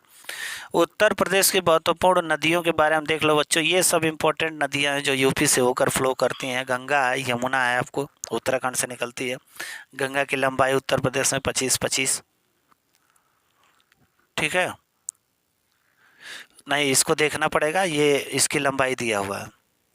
ठीक है, एक सेकेंड होल्ड रखो। कुल दूरी हाँ 25-25 है। यमुना बहती है, शारदा उत्तराखंड से निकलती है, रामगढ़ भी उत्तराखंड से, रामगंगा भी निकलती है। सरयू आपकी तिब्बत से निकलने वाली नदी है। गंडक नेपाल से निकलती है, राप्ती नेपाल से। ये 2 नदियाँ नेपाल से, एक सरयू तिब्बत से, बाकी सब उत्तराखंड से निकल के आती है। मैदानी क्षेत्र से निकलने वाली नदियाँ बहुत इंपॉर्टेंट है, पूछता है। 3 नदियाँ हैं। गोमती फूलर झील पीलीभीत से निकलती है, वरुणा नदी फूलपुर उत्तर प्रदेश से निकलती है, और सई नदी आपकी हरदोई यूपी से निकलती है। बार बार पूछता है, ये तीनों इंपॉर्टेंट क्वेश्चन है। पर्वतीय क्षेत्रों से निकलने वाली नदियों में चंबल आपका चंबल, बेतवा, केन, सोन, सिंध, टोंस, कन्हार और रिहंद, ये 5-7 नदियां हैं। चंबल है, बेतवा है, केन है, सोन है, सिंध है, टोंस है, कन्हार है, रिहंद है। तो ये तो यहाँ से ये सारी एमपी से निकलती है। बस कन्हार और रिहंद को ध्यान देना है, छत्तीसगढ़ से निकलने वाली नदियाँ। ठीक है, ये पर्वतीय क्षेत्रों से निकल के आती हैं और उत्तर प्रदेश में बहती हैं। कन्हार और रिहंद को मत भूलना। रिहंद वही शिवजय रिहंद डैम है, सोनभद्र वाला। कुआनो अन्य महत्वपूर्ण नदियां हैं जो बस्ती उत्तर प्रदेश, मनवार गोंडा उत्तर प्रदेश, हिंडन सहारनपुर, कर्मनाशा बिहार, हाँ तेरही और गंभीर राजस्थान से आके उत्तर प्रदेश में बह जाती हैं, कुछ पार्ट में घुसती हैं। अगर उत्तर प्रदेश में मृदा की वर्गीकरण करो तो जिसको 6 प्रमुख भागों में डिवाइड किया गया। हालांकि हमने बताए थे शुरू में 8, लेकिन 6 प्रमुख भाग। और सबसे बड़ा मृदा समूह उत्तर प्रदेश में जलोढ़ मिट्टी है। जलोढ़ मिट्टी कहाँ होगी? नदियों से, और उत्तर प्रदेश में नदियों की भरमार है। तो उत्तर प्रदेश की मृदाओं की बात करेंगे तो भाबर मृदा, तराई क्षेत्र। भाबर मृदा उन मृदा को कहते हैं जैसे नदी निकल रही है ना, ठीक है, तो ये जो है कि जो कंकड़ पत्थर है इसमें लुप्त हो जाती है, फिर यहाँ से निकलने स्टार्ट होती है भाबर क्षेत्र। यहाँ पानी लगता है बट तो ये तराई क्षेत्र हो जाता है। जलोढ़ मिट्टी जो नदियाँ जो है कि हाँ ये मैदानी क्षेत्रों में जब प्रवेश करती हैं तो इसकी जो उपजाऊ मिट्टी चारों तरफ जो है इकट्ठा कर दी जलोढ़ मिट्टी। विंध्यन मृदाएँ हैं, काली मृदाएँ, बुंदेलखंडी मृदाएँ हैं, विंध्यन ये पर्वतीय मृदा है, ये भी पर्वतीय मृदा है। और सॉरी एक सेकेंड,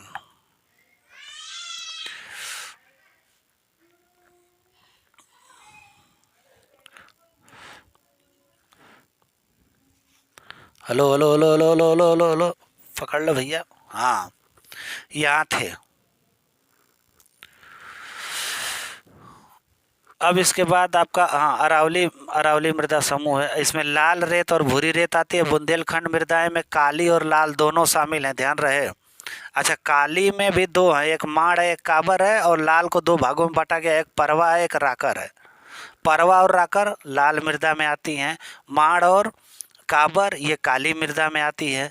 ठीक है, विंध्यन में लाल पीली मृदाएं आती हैं। जलोढ़ में एक खादर एक बांगर आती है। ठीक है, खादर ये जैसे रिवर बह रही है तो इसके तुरंत नज़दीक का खादर होगी, और थोड़ा सा दूर की ये मिट्टियाँ जो होंगी वो बांगर होंगी। तराई हमने बता दिया, भाबर हमने बता दिया। अब आ जाओ पश्चिम बिहार, हमने बात की थी, ये याद कर लेना। इसी तरह से पश्चिम बिहार उत्तर प्रदेश के नवाबगंज पश्चिम बिहार उन्नाव में, समसपुर रायबरेली, लागबोसी कन्नौज, सांडी हरदोई, बखीरा संत कबीर नगर, ओखला गौतम बुद्ध नगर, समान मैनपुरी, पार्वती अर्गा गोंडा, विजय सागर महोबा, पटना एटा, सुर सरोवर आगरा इटावा। ये प्रवासी पक्षियों के लिए है। और सबसे बड़ी की बात की जाएगी तो वो लागबोसी पश्चिम बिहार हमारा सबसे बड़ा पक्षी है इन्हें एरिया वाइज। ठीक है, और सेखा कहाँ है बच्चे? सेखा भीमराव अम्बेडकर प्रतापगढ़, सेखा अलीगढ़ में। जय प्रकाश नारायण पश्चिम बिहार जिसको सुराहा ताल कहा जाता है, यूपी में पूछा था इस बार ये, तो ये बलिया में। अच्छा, वन्य जीव अभ्यारण्य और पक्षी अभ्यारण्य में देख लो तो चंबल वन्य जीव अभ्यारण्य आगरा इटावा वाला एरिया में, करतनिया घाट बहराइच में बता दिए थे, रानीपुर अभी बादा चित्रकूट में बात हुई, महावीर स्वामी वाला ललितपुर में, चंद्रप्रभा चंदौली में, किशनपुर लखीमपुर खीरी, कैमूर वाला मिर्जापुर में, हस्तिनापुर वाला मेरठ मुरादाबाद बिजनौर गाजियाबाद और अमरोहा में। यहाँ बारहसिंगा होता रहता है। हाँ, सोगी बरवा आपका महाराजगंज में है, और सुहेलवा जो है गोंडा बलरामपुर श्रावस्ती सुहेल देव का क्षेत्र है इसीलिए। और कछुआ जो है सबसे छोटा, हमें लगता है कछुआ ही सबसे छोटा है जो बनारस वाला। सारनाथ आप लोग घूमने आते हैं ना तो कछुआ वन्य जीव अभ्यारण्य आपको दिख जाएगा, ठीक है। छोटा सा है, 7 स्क्वायर किलोमीटर में है। और सबसे बड़ा आपका कौन सा है, वो हस्तिनापुर वाला है, ठीक। वन्य जीव अभ्यारण्य उत्तर प्रदेश का सबसे बड़ा। सर्वाधिक जन घनत्व की बात किया जाए तो सबसे ज़्यादा देखो यहाँ गाजियाबाद में है, ये बोल्ड है, आप देख सकते हैं। दूसरे नंबर पे वाराणसी आपको दिख रहा है ये। न्यूनतम जन घनत्व वाले में ललितपुर सबसे कम है, हमने बता दिया 242 व्यक्ति पर स्क्वायर किलोमीटर में रहते हैं। और गाजियाबाद में 3971 आदमी 1 स्क्वायर किलोमीटर में रहता है। और बनारस में 2395। वाह शेर, आदमी के ऊपर आदमी चढ़ के चल रहे हैं। लिंगानुपात की बात की तो हम बताए थे जौनपुर में सबसे ज़्यादा है, आजमगढ़ वाले भी बहादुर हैं, देवरिया वाले भी शेर हैं, 1017 तक पहुँचाए हैं। इज्जत रख दियो भयो। और न्यूनतम लिंगानुपात की बात करेंगे तो वही पढ़े लिखे लोग, गौतम बुद्ध नगर वाले। अब बुद्ध का भी नाम जो है खराब कर रहे हैं, 851 है। हमीरपुर वाले 861 हैं। सर्वाधिक शिशु लिंगानुपात वही बलरामपुर, हमने बात की, गरीब जिला है।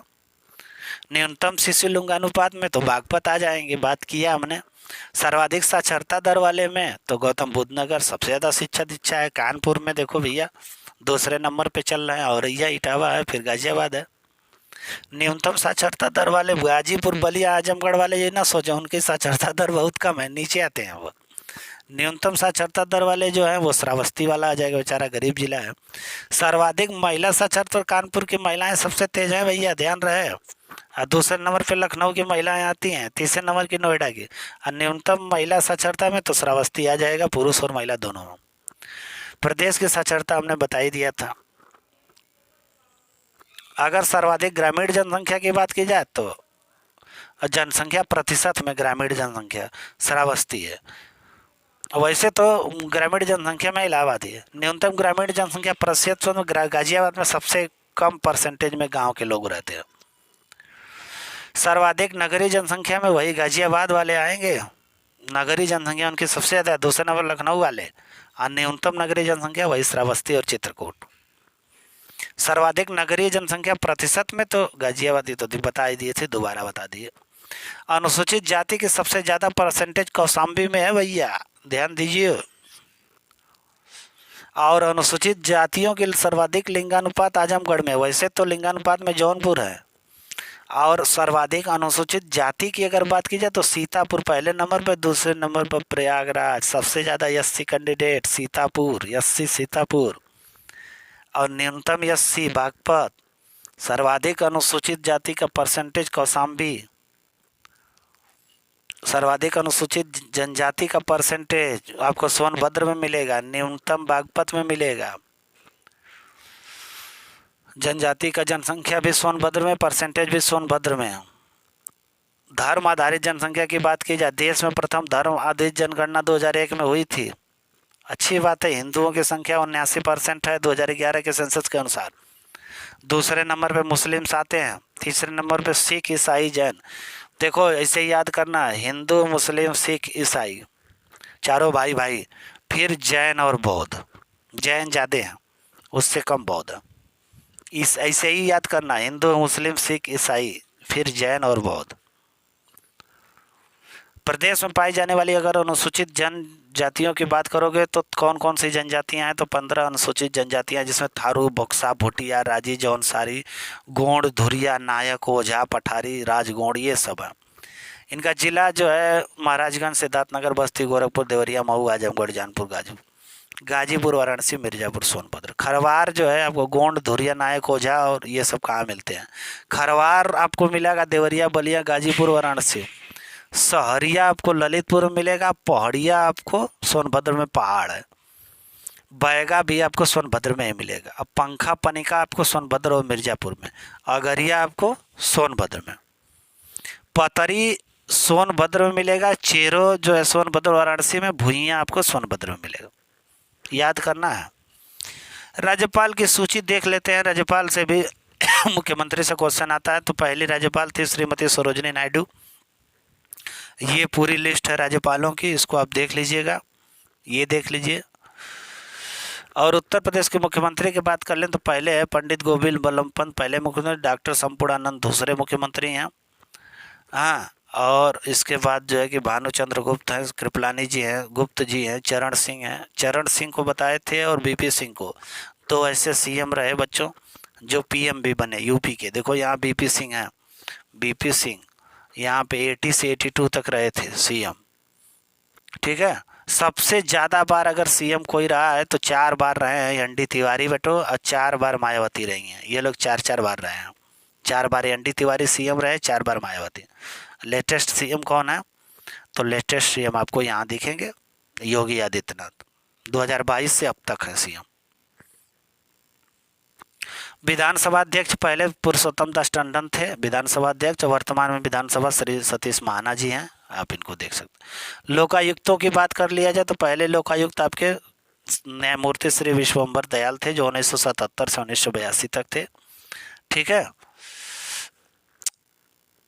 फिर इसके बाद आ जाइए, कई बार पद रिक्त भी रहा है लोकायुक्तों का, संजय मिश्रा जी हैं, अब तक रहे हैं वर्तमान में। राज्य निर्वाचन आयुक्त, पहले राज्य निर्वाचन आयुक्त हमारे यहाँ श्री RD सोनकर हैं, यहाँ आपको दिख रहे हैं। यशपाल थे, अब मनोज कुमार जी हैं। ODOP की बात हो जाए, एक जनपद एक उत्पाद, तो एक जनपद एक उत्पाद की ये पूरी लिस्ट है। मैं आपको बता देता हूँ, आगरा में जाएंगे चामड़ा के सामान आपको मिलेंगे, वहाँ का ODOP यानी एक जनपद एक उत्पाद, उसको जो है टैग मिला हुआ है। अमरोहा में ढोलक बनती है बच्चे, अलीगढ़ में ताला, अलीगढ़ का ताला कमाल का ताला है भैया।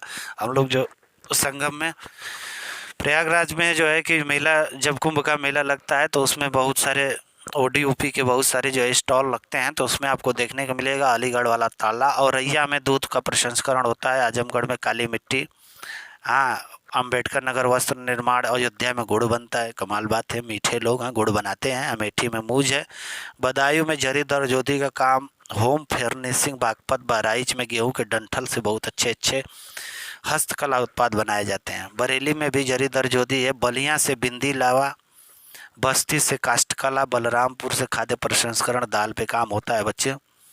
हाँ, उसके बाद आपका बुलंदशहर से सिरेमिक उत्पाद है, पत्थर का काम बादा में होता है, बिजनौर में लकड़ी का काम, बाराबंकी में वस्त्र काम, भदोही में दरी और कालीन, चंदौली में वही जरी और जरदोजी का काम, चित्रकूट में लकड़ी का खिलौना बनता है, देवरिया में सजावट का सामान, एटा से घुघरू घंटी पीतल आप ला सकते हैं, फर्रुखाबाद से ये है।